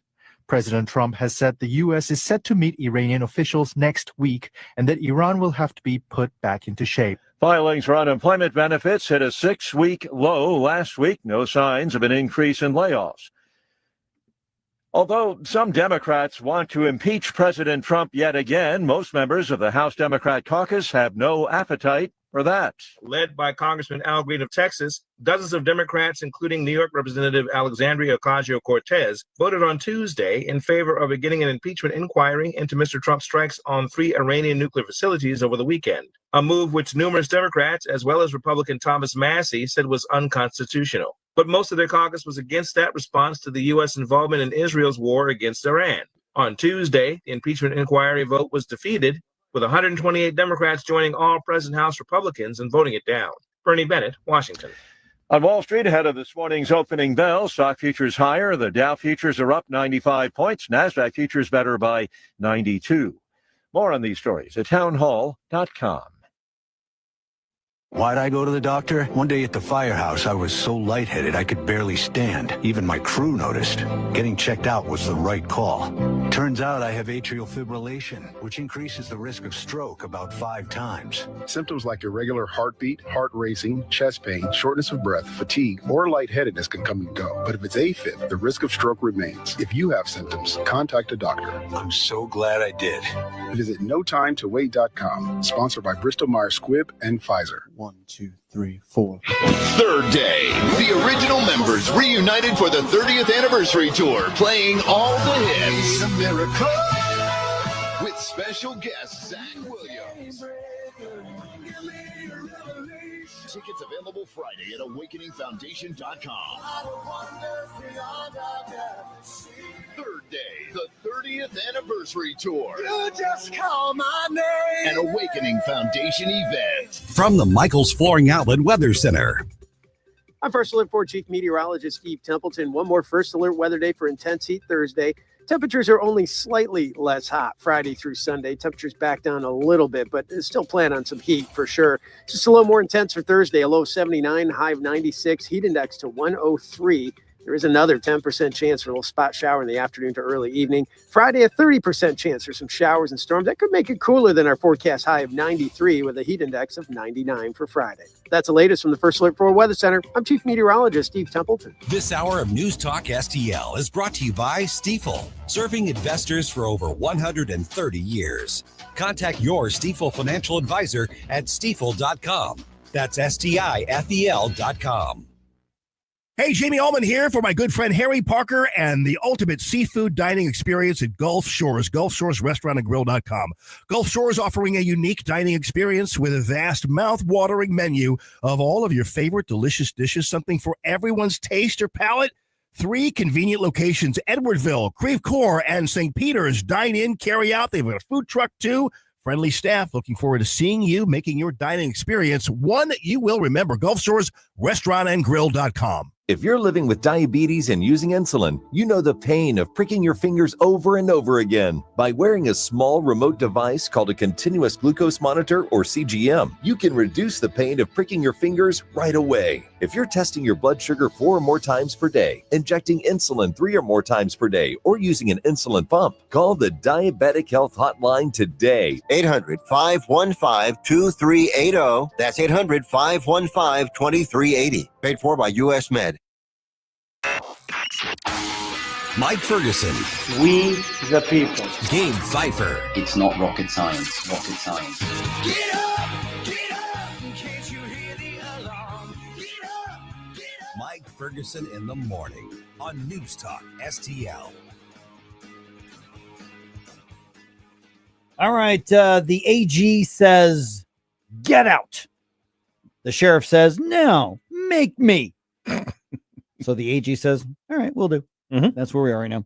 Also, J.B. Pritzker is going to announce today that he is waddling for office again. Running for office. Waddling is more accurate. Yeah, I know. And the Cardinals are guaranteed to not lose the series against the Cubs, and they can still win the series against the Cubs. I'll explain that here in just a couple of minutes. 8:05. Let's go ahead and dump some news on you. Wake up, America. It all worked out. They got all the news. The morning news dump. Okay, so he is following through Missouri Attorney General Andrew Bailey, as he told us he would yesterday on this program. He files a writ of quo warranto, beginning the process to oust St. Louis City Sheriff Alfred Loaded Dice Montgomery from office. My man. Bailey gave Montgomery a noon deadline on Wednesday to resign, which, as expected, did not happen. The Attorney General's filing includes 6 counts for removal. Those include unlawful arrests, misusing public resources, and failure to transport inmates to medical treatments. Mhm. So this is the same approach that was taken to Kimberly Gardner, Yep. which eventually pressured her into resigning and leaving office. So we'll see how far this goes. But either way, we're looking at months worth of litigation. But Montgomery was just elected last year. He just took office in January. He's been in the office like 6 months and we're already working to throw him out. He's that terrible, really. Is there a record for like going from that point A to point B? Yeah, I don't know. Particularly using a quote warrant. Yeah, I'm curious. Now, this thing I think is essentially a foregone conclusion. It's just a matter of time of filing paperwork because at least 5 of the 6 counts against him are demonstrably true things. Right. And stuff he's admitted to. He's admitted to, but doesn't think he did anything wrong, Yeah, but he did it. He's proud of it. Right. So it's going to be fascinating to see what happens. All right. Illinois side of the river. J.B. Pritzker wants to keep his job, at least for now, because it's pretty obvious he wants to run for president in a couple years. Oh, sure. The governor will formally announce his campaign for a 3rd term as governor today. Now, that's going to start on the south side of Chicago, and it's going to begin a 2-day tour around the state, including a stop in Belleville. There are no term limits on statewide offices in Illinois, but only one governor in Illinois' history has served more than 2 terms. And you got to go back to the 70s through the 90s for James Thompson, who was a Republican back then. Man. All right. Yeah. We're going back A Republican in Illinois. That sounds weird. But that was normal back then. I Yeah. mean, when I grew up, that was normal. That was a different kind of Republican. It wasn't the real True. conservative type. Sure. But yeah, I mean, Reagan won Illinois. If you want to see a real like mind-blowing thing, look at I think it's the 2016 presidential election. Oh, yeah. It's blue only in like Yep. Cook County, That's Chicago right. area, and then entire sea of red. Yeah. Yeah. I think and it still went blue. There's a couple of little blue dots where there are universities. Oh, yeah, that's true. And That's that, true. other than that, it's a sea of red in Illinois. All right. The Iranians now say, okay, fine, maybe we should talk again. By the way, Director of National Intelligence Tulsi Gabbard is now tweeting out saying that she believes that Iran's nuclear capabilities have been destroyed, to follow up that discussion. So Iran's like, you know what? Let's talk. We haven't talked in a while. Here's the story. Before leaving the NATO summit, the president said there are plans to restart dialogue between the U.S. and Iran following last weekend's military bombing of nuclear sites. We're going to talk to them next week with Iran. We may sign an agreement. I don't know. To me, I don't think it's that necessary. He said he doesn't care if there's an agreement or not because the U.S. destroyed Iran's nuclear program. Greg Clugston, Washington. Yeah, he's right about that. The entire, I don't really care what comes of this conversation, is the right one for the administration. I mean, I said it a little bit earlier. To me, if I were the negotiators sent in by the president, whether it's Marco Rubio or whoever it is, I would kick the chair back, put the feet up on the counter, pull out your phone and go, okay, you got a couple minutes to try to intrigue me. Otherwise, I'm watching the game. You know, what leverage does Iran have? I mean, what are they going to negotiate? What do they think they're going to get? We just kicked them in the cojones and punched them in the mouth, and there's nothing they can do about it. Yeah, I mean, quite literally, was this not the exact thing that the negotiations were supposed to be Right. about? Is like, hey, so it's like, nope, we came, we saw, we kicked some butt, and now it's not our problem. See, had you done this before, you might still have your stuff. Yeah, yeah, seriously. Now your toys are broken. Now, in terms of the global situation, do you think what's next for the region? I mean, now Right. for us, it's like we're kind of done. We're gonna sit and watch. But what do you think is gonna happen in the region? Yeah, that's going to be because at this point now, we've done what we're capable of doing. Iran should be now what they should be doing is saying, hey, somebody mediate something with Israel. Right. But the reality is that Iran is looking to do 2 things. One, they're looking to save face. And 2, they're trying to buy time to reload. Yes. Their mission to destroy Israel and kill all of the Jewish people has not changed. They Right. have not had a change of heart with this. Yeah, they've just run out of missiles. Right. And their nuclear program is, we don't know how far it's been set back, but it's been set back. So now we're being told that it really was a complete success because there have been some questions about that, but somehow we know it's been set back. Yeah. As a matter of fact, the Trump administration now, according to Axios, is going to limit how much classified information is shared even with Congress when it comes to military operations. Congressman Mark Alford from Missouri, who was on this show just a couple days ago. He was on Fox News Channel's Fox News at Night, and he's okay with the president taking that approach. We have 535 members in Congress, 435 in the House, 100 in the Senate. There, unfortunately, are going to be some information gets out. That's why the president, the Secretary of Defense, had to play this close to the vest. Okay, so the leak is a very real risk, and I would even say not even so much risk as it is a guarantee, because you know that those have become weaponized and politicized now, and it's not unique to the Trump administration. It happened under the Biden administration, happened under the first Trump administration, happened in the Obama administration, the Clinton administration. I mean, leaks are part of the game. Right. Now, when you're talking about military operations, you're talking about people's lives at stake. You have to limit those risks as much as possible, but at the same time here, there's a reason we have checks and balances, and we don't give too much leeway to any one branch of government. So I think we need to have lanes established to where there can be some of that. But at some point, if things are going to get big enough, Congress needs to be at least informed, if not consulted. Yeah, when it comes to stuff like whistleblowers or leaks Right, about things right. domestically going on, I will always support that as much as I can. But when it comes to something involving a foreign nation, that starts to teeter on the traitorous side. I'm just wondering why there are not harsher punishments in place to in retaliation for that sort of thing. For the leaker, you mean? For people that are leaking like military Yeah. plans or about our operations or right. things going on internationally. Yeah. So You'd think, right? That's where you've got to draw those lines. That's why probably that War Powers Resolution, War Powers Act needs to be updated. Needs a little bit of updating. Yeah. It sure does. So, because we're not looking at the same 1970s world. Now we have instant communications. You can let somebody on the other side of the world know something's happening like that. Right. So, yeah, that probably all needs to be updated. Okay, so let's talk about the immigration, the illegal alien thing here. Federal officials say an immigration detention facility located in an isolated Everglades airfield surrounded by heavy mosquito presence, pythons, and alligator-filled swamplands is just days away from being operational. I love this idea so Oh, much. my I love goodness. now. Tell them the name. Okay. Tell them the name. So it's being referred to as the alligator Alcatraz. So basically, okay, courts, you say we can't take them to Colombia. We can't take them to, okay, we'll put them in Florida. That's in our country. We're just going to surround them by alligators and pythons if they try to get out. What's funny is this is kind of the perfect answer to Donald Trump's original call, remember, to reopen Alcatraz and things like, and the idea of Alcatraz was, being an island, it's surrounded by dangerous choppy waters that you can't swim across, right? That was the if you're not Sean Connery, even but yeah, exactly. Only Sean Connery could do it twice. But if you manage to get past the security and the gates and stuff like that, there's nowhere to go. Right. That's the concept. It's the same thing here because this airfield, its former airfield actually, is surrounded by the Everglades. Yeah. So if you manage to make it out there, you're gonna die. Yeah. Like something's gonna eat you. Exactly. Oh, God. You don't have to dig a moat. You just give the Everglades. All right, guys. It's hot.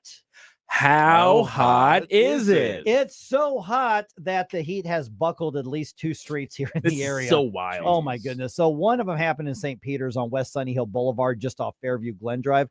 That part of the street's going to be single lane until repairs can be made, which is likely going to take until Monday. In the city, part of Leonore Sullivan Boulevard, which is near the Arch, that also buckled yesterday. We don't have a timetable for repairs to be completed there, but don't be surprised if some other buckles happen on the roads just because of this heat wave that we're dealing with right now. The Cardinals get shut out by the Cubs at Busch Stadium. Final score 8-0. So the Cardinals now still lead the series 2-1.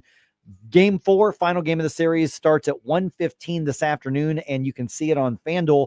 That means the Cardinals can win the series with 3 games.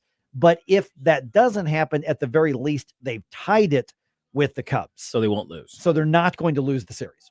Destination, making cold mind to fight your war. Stop right now. Mike Ferguson in the morning. Always be yourself unless you suck. On News Talk STL. Right now, before you blow us all away. You wanna do that?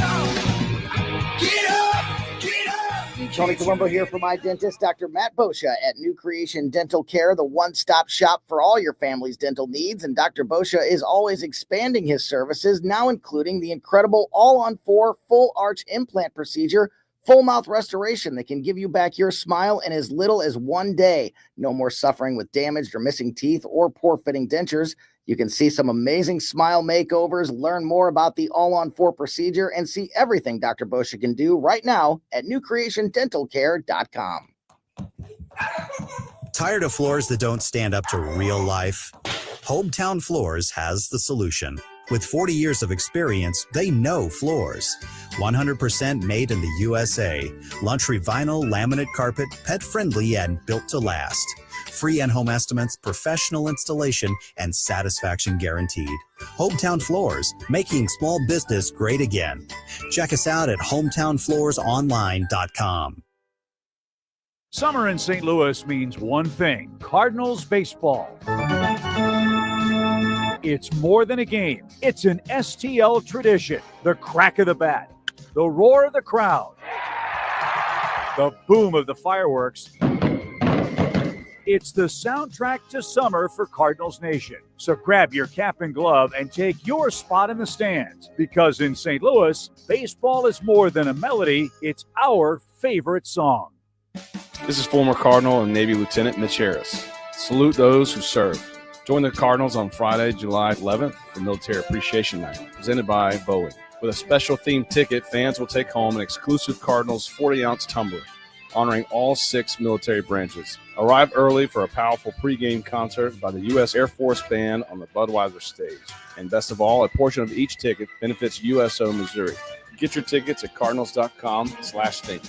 St. Louis Cardinals for the Lou. The tides are changing. St. Louis's new choice for conservative talk. The Democratic Party doesn't stand with what I stand for. News Talk STL.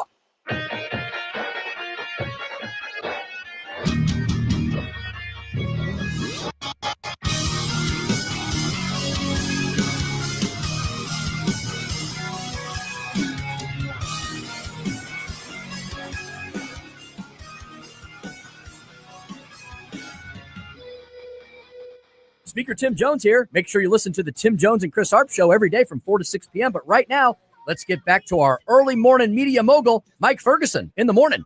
Regarding Alligator Alcatraz, Righty Right just weighed in on Rumble. Yeah. He said a great warden for Alligator Alcatraz would be Joe Apiro, or Sheriff Joe. Oh, Aprio. Sheriff Joe. Yeah, Sheriff Joe Aprio. Yeah. Mhm. Yeah, I can see that. Oh, my gosh. Yeah. Wasn't he the one who made them wear pink?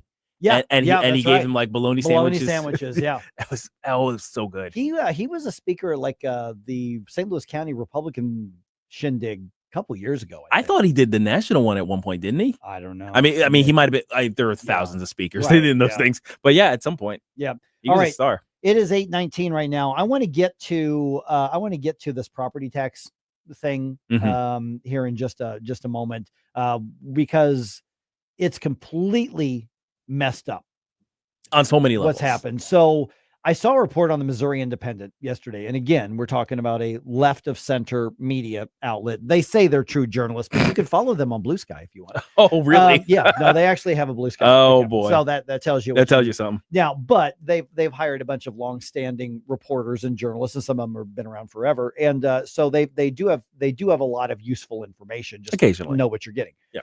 Okay. So the Speaker of the House, John Patterson of Missouri, is talking about possibly asking to be called back into special session. So Right. later on this year in the fall, there's a standard session that they go back for, saying, let's just call it while we're there, because you got to look at this property tax thing.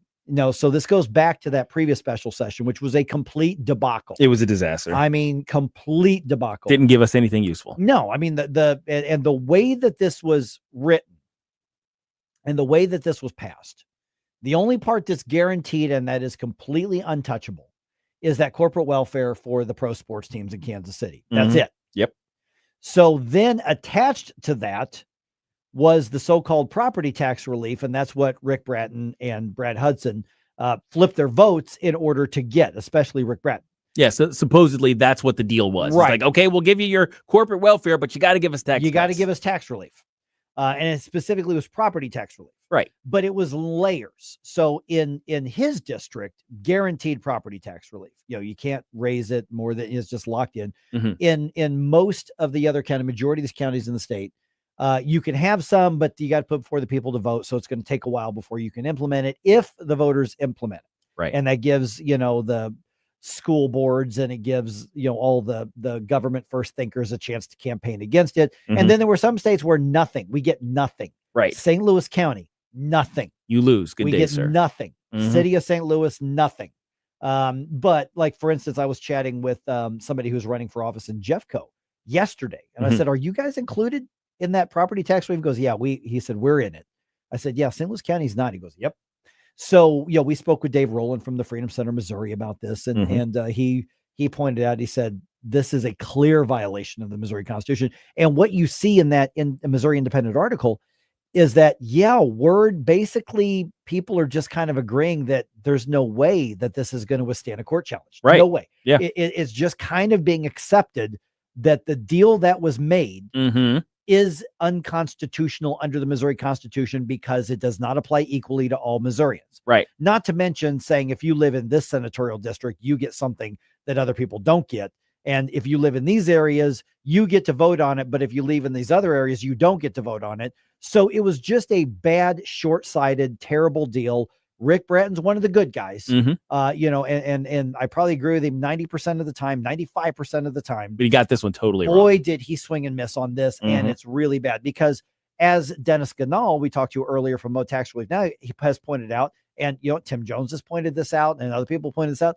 They said there's what's called a severability thing in there so that if there's a lawsuit and the tax part is challenged and it's struck down, you can just cut that right out of the bill. You just cut it right off and the corporate welfare for the billionaires continues. That is untouchable. Yeah. So Speaker Patterson, not exactly a conservative, but even he is saying we're going to have to do this again. And so whether or not a special session is going to be called remains to be seen, but there's now enough talk to say this is enough of a debacle that we may have to take another swing at it. Right. Because then you look at the property tax relief issue. I mean, so the corporate welfare thing, it's done. It sucks. Yeah. It's a wrong decision. It's done. It is what it is. Yeah. That's not moving. Right. But here we are around the state. And I don't know about you, but the property tax assessments, real estate tax assessments. Yeah. They came out recently. They're killing people. They're killing everybody. Financially, it's unreal. This is nothing but a corrupt money grab from your local government. They are under pressure from everybody, library boards, school boards in particular. We actually heard Dennis say that there were some state figures that are pressuring assessors. You have to quote unquote catch up with these things. So basically what you have on the issue of property tax, which is normally very wonky and it's not something you talk about a lot on a show like this because it's so technical and numbers based. What you have here is one of the ultimate ground zeros of government first thinking or people thinking. And then now enough people are going, wait a minute, this is immoral. Right. I bought that car. I paid for it. I don't owe anybody anything on it. Why am I still paying you for permission to drive it? If you say it's to pay for the roads, I pay a gas tax, which is a user fee to pay for the roads. It makes a whole lot more sense doing that way. How about the seniors who have paid off their homes? Or like, for instance, my parents, when they retired, they downsized tremendously from a, big, 3-bedroom home with a basement that had another bedroom in it. And they moved into a retirement small home and they were able to take the gains that they'd made on the one home and just simply pay for their second home in cash. Right. Now, my mom since moved somewhere else, but they bought the house in cash. Why were they still being charged at prohibitive home taxes just to be able to stay in the home? Just to live there. That's immoral. Right. But the fire department, the ambulance district, the library, the schools, everybody's like, no, but we have to have money. You can't limit this because then how are we going to pay for our increases? Yeah, see, and that's the government first thinking that we keep talking about is it's where they say, well, but we need money. Right. Well, here's so do I. Yeah, so do I. Now, how about we start here? We start with what power should the government have to take the money from its citizens. Right. You know, on any level, right? It's like, and to me, it is a moral imperative that your property is your property. Right. Like should be something that is protected by the government. The idea that your property is your property, not undermined by the government by saying, well, your property is yours unless you stop paying rent to us. And we'll decide what the rent is. Thank you very much. Yeah. I mean, the fact that the government can come and take your house. Yeah. If you don't pay them constantly, means that the government owns your house, because that's how mortgages work, right? It's like the mortgage company says, I'll give you this money to purchase this house, but I get to hold the title. So if you pay me until you're done paying me. So if you stop paying them, they will take your house. The bank will take your house.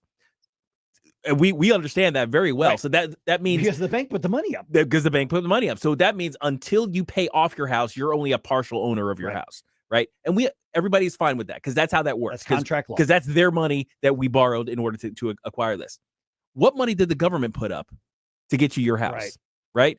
What stake does the government have in ownership, co-ownership of your house? Think about the political fight over the senior property tax relief. And what we're talking about here is just capping the bill. It's a minor inconvenience in comparison to eliminating, which I'd like. So you're talking about somebody, who has a primary home ownership. They are, 62? I think 62 years old. Mm-hmm. And to say you're still going to pay it, but for you, because you're most likely to be on a fixed income, you get to have your bill capped. Right. Even if the assessment continues to go up, which they always will. Always. Unless you're Sam Page. Right. Unless then yours goes down.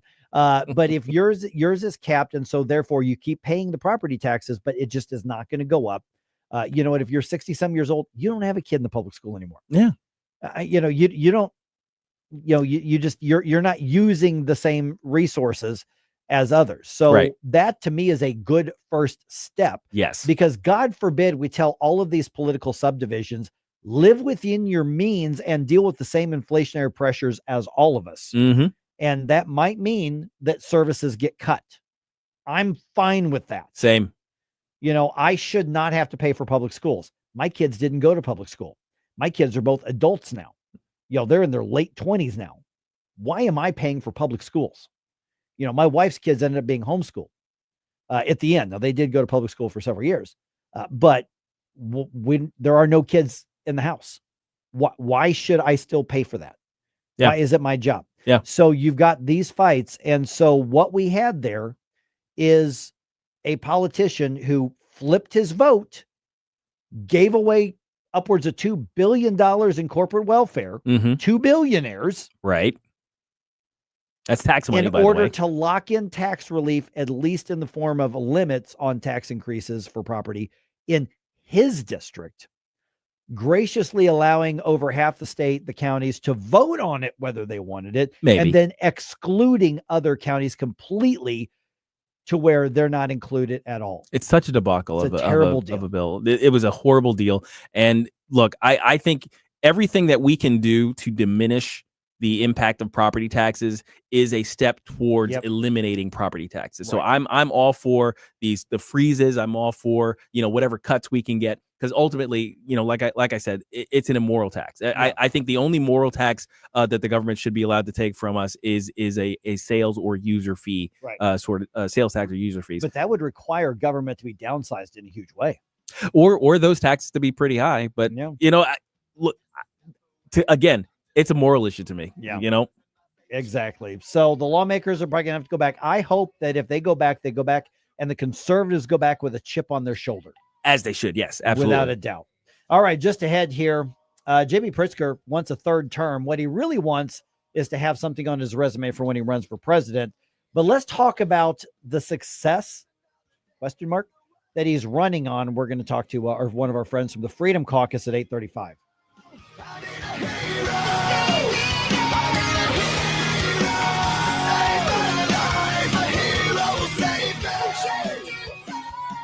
From the Michaels Flooring Outlet Weather Center. I'm First Alert 4 Chief Meteorologist Steve Templeton. One more First Alert weather day for intense heat Thursday. Temperatures are only slightly less hot Friday through Sunday. Temperatures back down a little bit, but still plan on some heat for sure. Just a little more intense for Thursday, a low 79, high of 96, heat index to 103. There is another 10% chance for a little spot shower in the afternoon to early evening. Friday, a 30% chance for some showers and storms. That could make it cooler than our forecast high of 93 with a heat index of 99 for Friday. That's the latest from the First Alert 4 Weather Center. I'm Chief Meteorologist Steve Templeton. Fox News commentary. LA Mayor Karen Bass is calling on city residents to clean up the graffiti and litter left behind by her mostly peaceful rioters. I'm Tommy Lahren. More next. Sponsored by AxeCap Ventures. America, listen up. Gold prices are breaking records. With inflation raging and central banks hoarding, every American should own gold. And like President Trump said, whoever holds the gold makes the rules. AxeCap Ventures owns one of Nevada's largest undeveloped gold deposits and trades for pennies on the dollar. This could be your way to ride the gold boom. AxeCap trades under GARLF on the OTC. Visit axecapventures.ca today. LA Mayor Karen Bass was seen last week in a stage video supposedly cleaning up graffiti left in downtown LA by her mostly peaceful anti-ICE rioters. But that photo op didn't last long, so this weekend she's asking you, Angelenos, to pick up the slack. Bass's office sent out an email blast and a call to action to the community to volunteer to go clean up the vandalism, litter, and graffiti left behind by her anti-ICE, mostly peaceful vandals. The event is dubbed Shine LA. Though her rioters did cause a lot of damage and destruction, given how bad downtown LA is just on the daily basis, you can't really tell the difference. And isn't that sad? But I hate to spoil it for her. Angelenos don't assemble to clean up graffiti. They only assemble to create it and burn cars while waving foreign flags. But again, time to shine, LA. I'm Tommy Lahren, and you can watch my show, Tommy Lahren is Fearless, at Outkick.com. Are the days of a personal doctor gone? Not at Body of Health Direct Primary Care. I'm Dr. Randy Tobler to share how our design is putting the care back into healthcare. Plain and simple, our members, not insurance companies, get our exclusive focus. That means same or next day appointments, responsive answers to your concerns, and a no-spin, big tool chest approach. It's about time you get serious time devoted to your medical needs. To learn about healthcare the way it ought to be, schedule a discovery call today at bodyofhealth.com. That's bodyofhealth.com. The Vic Porcelli Show. This is the actual precedent set why Bernie Sanders cannot have a 32-hour work week. The Department of Labor wishes to report that the workers of Fredonia are demanding shorter hours. Very well, we'll give them shorter hours. We'll start by cutting their lunch hour to 20 minutes. Where's Fredonia? Oh, it's right. Oh, here we go. It's on the southern part of Gooberstam. Yeah. And of course, Rufus T. Firefly was the leader of Fredonia. Vic Porcelli, weekday mornings at 9 on News Talk STL. Why leave your company's story to chance? In today's digital world, video content isn't just an option. It's essential for your success. At Blue Ocean Media Group, we've spent decades crafting compelling visual stories for businesses just like yours. From concept to completion, our award-winning team transforms your vision into powerful video content that connects with your audience and drives results. Don't trust your brand to amateurs. Partner with Blue Ocean Media Group. Visit blueoceanmediagroup.com today, and let's bring your story to life. What happens next? For 40 years, Iran has been saying death to America, death to Israel. They've been killing our people. Happens right here. We've gone a long way to erasing this horrible threat. 101.9 and 94.1 News Talk STL.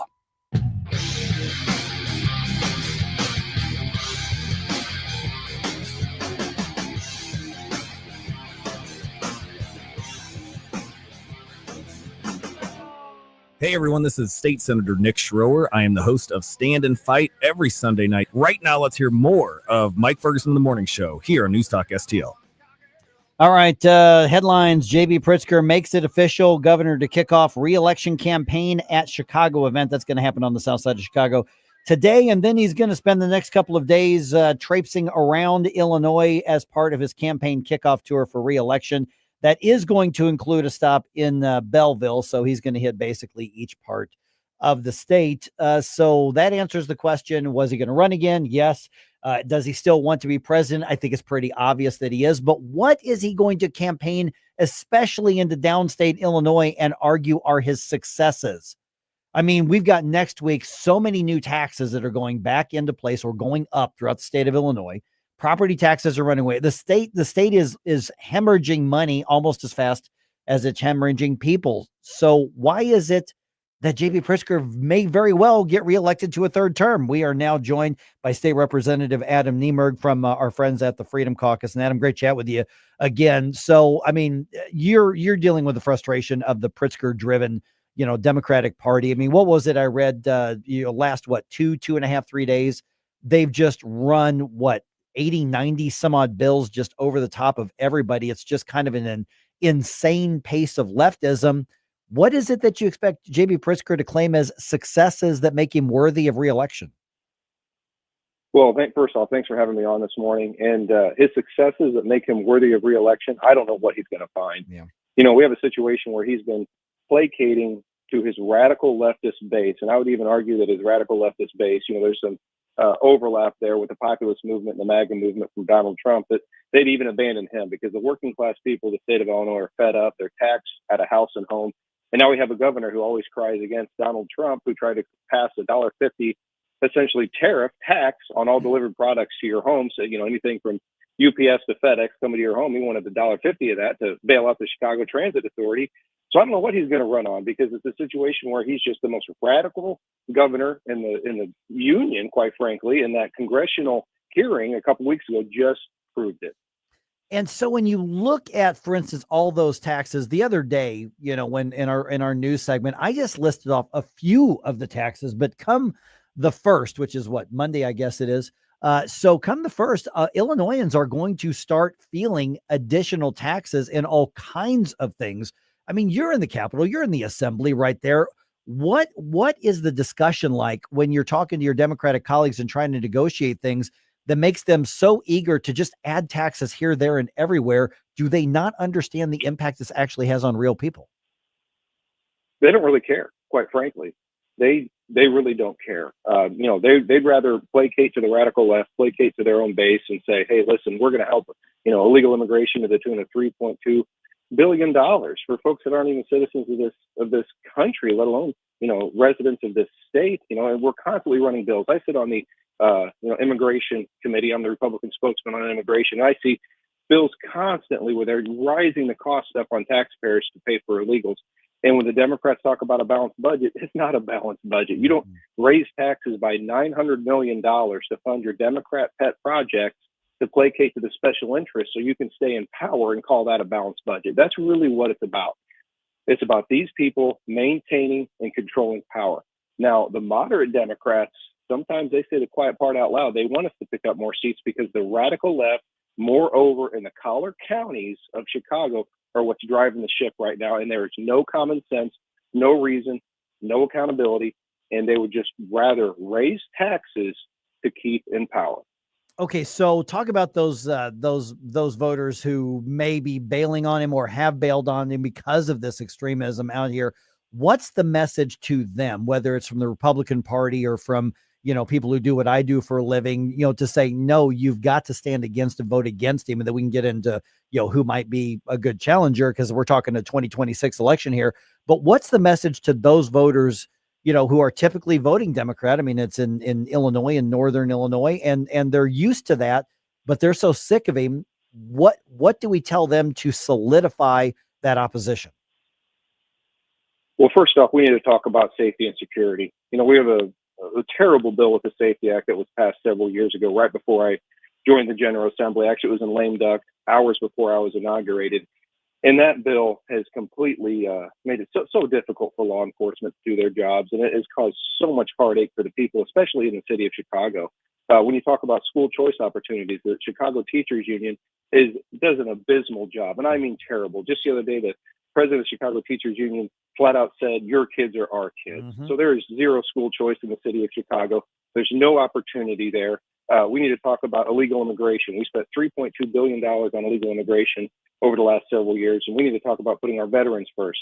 Folks in the city of Chicago that are, they're hurting, yet we're spending all these billions of dollars on illegal immigration. When it comes to the rural parts of the state, we need to be talking about the working class. We need to talk about people like me that are trying to work a job, raise a family, pay their taxes, pay their mortgage, pay their insurance, pay all of these things that you have to pay. And you wonder, hey, some people are saying, hey, we're doing okay, but look at what our bills are going at. Look at our property tax burden, for crying out loud.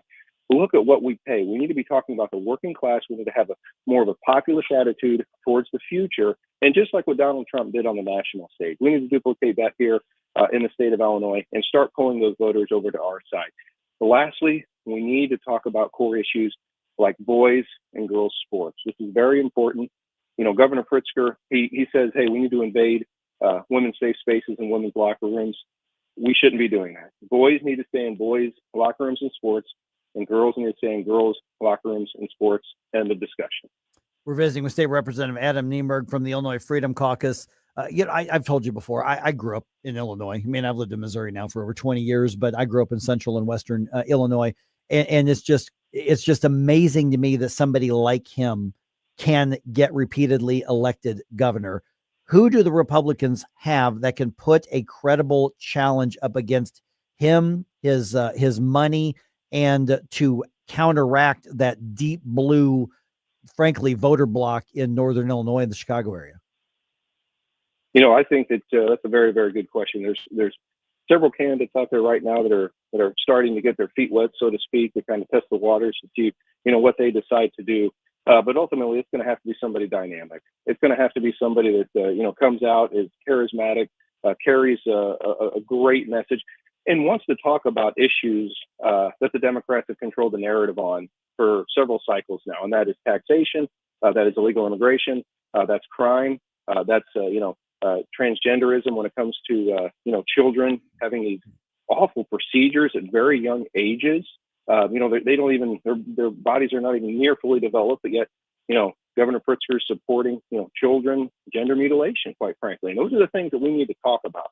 We need to talk about, women's safe spaces. We need somebody dynamic that's going to talk about these issues, that's going to gravitate towards the people. And then lastly, they can talk about, taxation, which is a big, very big issue. But we need to talk about all the issues, the social issues, all the way down to taxation, safety, security. All of these issues need tackled, because if we don't go after these issues, and if we don't talk about the issues that the Democrats are talking about, we're set up to lose.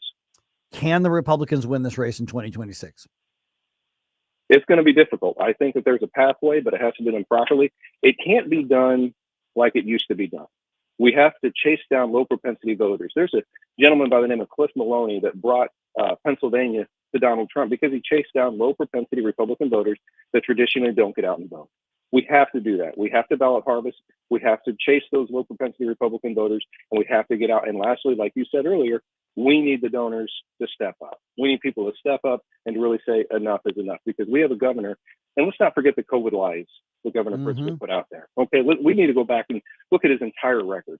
We have a governor who is running for a third term, who is the most authoritarian governor in the history of this country. He shut down this state by executive order for 2.5 years. How is that not authoritarianism right there? These are the things we need to talk about. We can't be scared to talk about these things, but it's going to be an uphill battle. But like I said, we need somebody that's very charismatic, somebody that speaks to the working class voters, somebody that can speak to the folks that are being left behind in the city of Chicago. And we need to push back against Governor Pritzker. Okay, so essentially, Adam, we're talking about the voters of Illinois being a firewall to protect the rest of the country, because it's pretty obvious that J.B. Pritzker is positioning himself to run for president in 2028. Yes, absolutely. But I will say this. He thinks he has a good baseline to do that. This man is a billionaire who's never been told no in his entire life. He thinks that he can control everything through his money and his assets, and he's going to just plow along and be the next president of the United States. That's not going to happen. You look at that congressional testimony where, Mary Miller did an excellent job talking to him about the budget deficit and everything he supported in that. Other folks talked about, him supporting, the gender mutilation of children under the age of 18. Also, when he talked about a tweet he put out about saying we need to invade women's restrooms.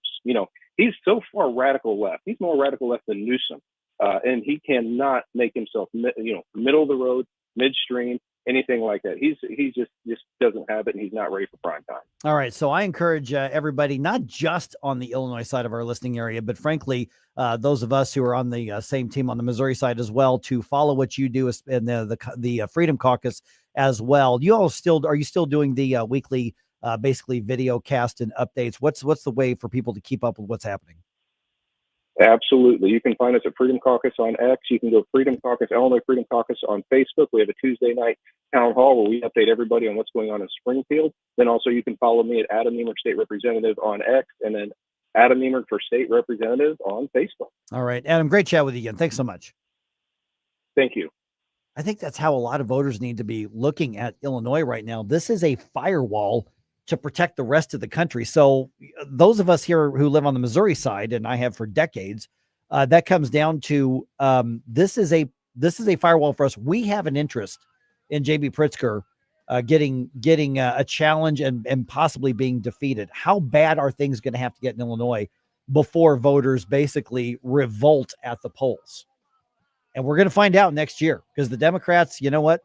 That's their guy. They're not going to really challenge him. Republicans are probably going to have a free-for-all for that nomination. So my recommendation, settle in on a conservative who can win and do it quickly.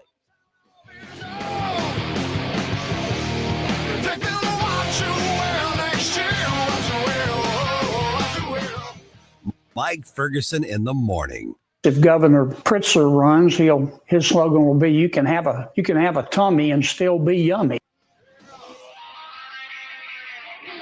Newstalk STL is proud to have Doug Voss of Safe Money Radio as part of our lineup each week. Doug has been a staple on the St. Louis radio airways for many years as one of the leading financial experts in the area. You can now hear Doug and Safe Money Radio 2 times every weekend on Newstalk STL. But in case you miss anything, you can check it all out at DougVossSafeMoneyRadio.com. You could also reach Doug at 844-676-SAFE. That's 844-676-7233. Doug Voss is a registered representative. Securities offered through DHL Securities, LLLP, member FINRA and SIPC.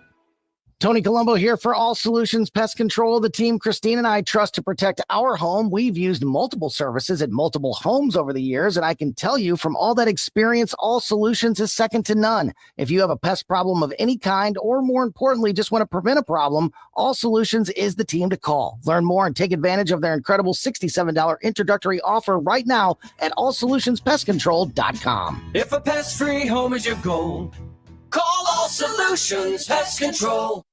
How do you find a roofing contractor you can trust? You could randomly pick one and cross your fingers. Or here's a better idea. Choose Expert Group Contracting. We're proud to use America's most trusted roofing brand, Owens Corning. That means we've been screened for reliability, professionalism, and customer service. Residential or commercial roofing, licensed, insured, and offering free estimates. Why take chances on your roof? Visit expertgroupcontracting.com. That's expert with an X, groupcontracting.com. I'm Missouri Attorney General Andrew Bailey. Human trafficking is occurring right here in Missouri. You can help combat it by learning the signs of human trafficking and reporting suspicious activity to law enforcement. Victims may appear malnourished, show signs of mental or physical abuse, or avoid social interaction.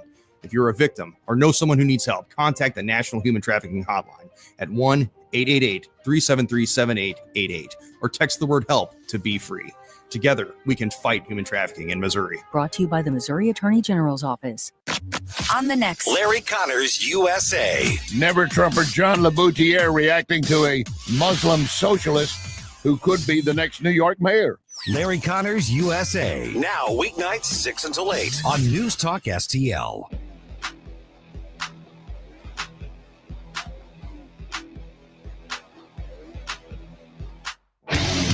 Hi, it's Vic Porcelli. And Ken. Hi, Ken. Hey, Vic. Ken and I are on every Monday through Friday here on News Talk STL. Right now, you're listening to Mike Ferguson in the morning on 101.9 and 94.1 News Talk STL. Whoosh, my morning, people. Okay, so I'm looking at politics1.com, which is usually does a really good job of just listing candidates for different things. And on Illinois, you've got one that we know of declared candidate for governor on the Republican side, DuPage County Sheriff James Mendrick, who I have never heard of. I don't know anything about him. And then they list some other potential candidates. Darren Bailey ran before, the former state senator, and lost to Pritzker 3 years ago. 3 years ago. And then former lieutenant governor candidate Aaron Delmar, which I don't know much about. Aurora Mayor Richard Irvin is listed. Darren LaHood, who's congressman, he's listed as well. And then there's a guy named Richard Porter who's also listed, and I don't really know much about him either as well. So there are names floating around on the Republican side in Illinois. But here's the thing is it's so hard for so many of us to look at the state of Illinois. And I don't know what J.B. Pritzker is going to claim are his successes. I mean, what's he going to, I mean, even his most diehard supporters, what is he going to look at and say, look at what we've done? I mean, the only thing he can point out to Adam Niemerg's comments are, we protected boys who want to go into girls' sports. We've made Illinois a destination for abortion and abortion tourism. I mean, so those are the only thing we fought Donald Trump on, and we're protecting illegal immigrants. We tried to take all the guns away. Exactly. I mean, those are the things that you go to the hardcore leftist. But let's talk about the people who maybe, aren't necessarily hardcore conservative Republicans, but they're farmers. They work in the plants. They farm the fields in Madison County. They work in the industrial area in Sauget. They work in, whatever, positions it is, they work in retail in Fairview Heights. They work, all the people who have real lives who are being squeezed financially by what the left is doing, and make it very, very clear that what's happening here is that deep blue ocean in Chicago is running the entire state. For instance, we just heard that promotion for Larry's show tonight, and he's going to be talking about who's likely to be the next mayor of New York City. Now, it's not for sure. The current mayor is still running as an independent, so it's not for certain that he claims to be a socialist. He's damn near a communist, to be real honest. That kind of radical thinking is exactly what's running the state of Illinois. That doesn't reflect Sangamon County. That doesn't reflect Adams County. That doesn't reflect Madison County. That doesn't reflect, St. Clair. I mean, that doesn't reflect the downstate and the middle part of Illinois. That doesn't reflect it at all, but it's a numbers game at an election. That's unfortunately what it is too, because of the pure size of the city of Chicago and especially the neighboring suburbs. Is that you can basically just have a high concentration of people. Yep. And again, this goes into maybe some discussions about even legal immigration, because I'm looking right now and it says that foreign-born persons, the percentage of the population makeup between 2019 and 2023 was 20%, 20.7. In Illinois, I mean? In Chicago. In Chicago. In Chicago alone, 2 million plus people, 20% of those between those 4 years were listed as people not born in the U.S. that came over here. And that's not that that's necessarily an issue, but when you look at why would they ever not vote for the party that was there helping them come here? Well, you also look at every single year, Illinois has a net population loss. People leave. They go to Indiana. They go to Iowa. They go to Missouri. They go to Tennessee. They go to Arkansas. They go to Texas. They go to Florida. They escape the financial pressures. So who can Illinois attract in? Well, they have to attract people who aren't, who are from somewhere else. And we're not doing enough as a nation to encourage assimilating into American culture's values. So if you're from somewhere, let's just say if you're a British person from London, right? You probably are very anti-gun. You're very anti quote unquote hate speech. You're not happy with the way your government's doing it. You come and you move to Chicago and you say, hey, this J.B. Pritzker guy, he's a cool American politician that also shares my values. And that's something that I think we need to be more cautious of, because Southern Illinois, and even I would say more north, Central Illinois as well, that there are so many people that are true patriotic Americans out there. Yeah. And I mean, good on them for resisting the gun confiscation and standing up to that. But you can't do a whole lot when you're that far outnumbered and it's so detached from the state capital that you feel helpless to even do anything about it. They do. A lot of people, they really do. They do really, feel helpless. And that's where, and Adam and Representative Niemer made it very clear. He goes, it's really hard. He still maintains that it's possible. But let me tell you what the Republicans are going to have to do. They're going to have to not do the circular firing squad. This is where, those of us who are on the right. I mean, I am a conservatarian. I'm a constitutionalist. At some point you have to say, okay, who can get elected? And am I going to do a purity test? Now, should there be a limit even within that? Yes. I don't think you just go, well, let's find somebody who's Democrat light and that'll be good enough. I don't know that that's good enough.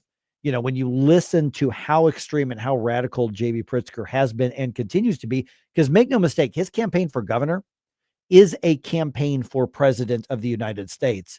And the voters that Adam was talking about, those moderate voters, even the center left voters who are bewildered by this bizarre leftist extremism. And let's just call it what it is, evil. When you're talking about the gender stuff and mutilation of children and things like that.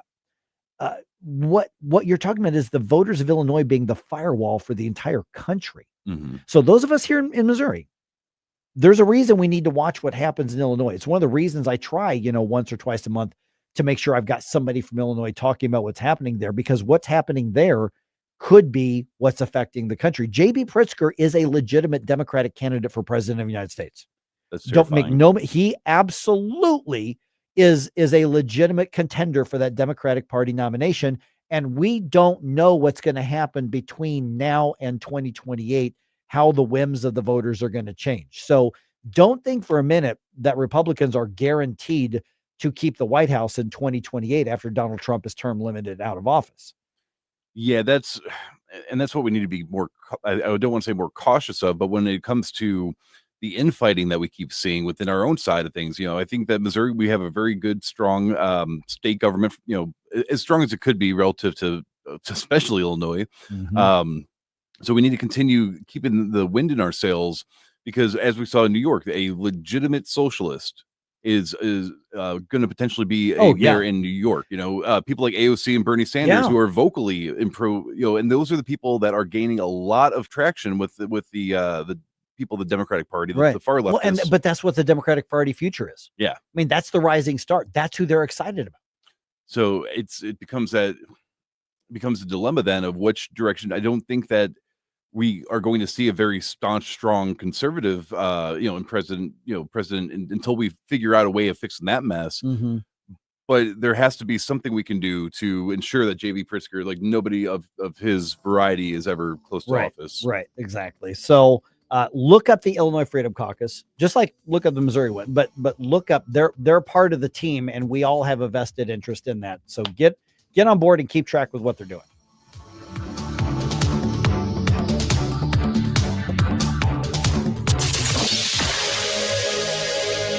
Hey folks, Jamie Allman here. Exciting things are happening.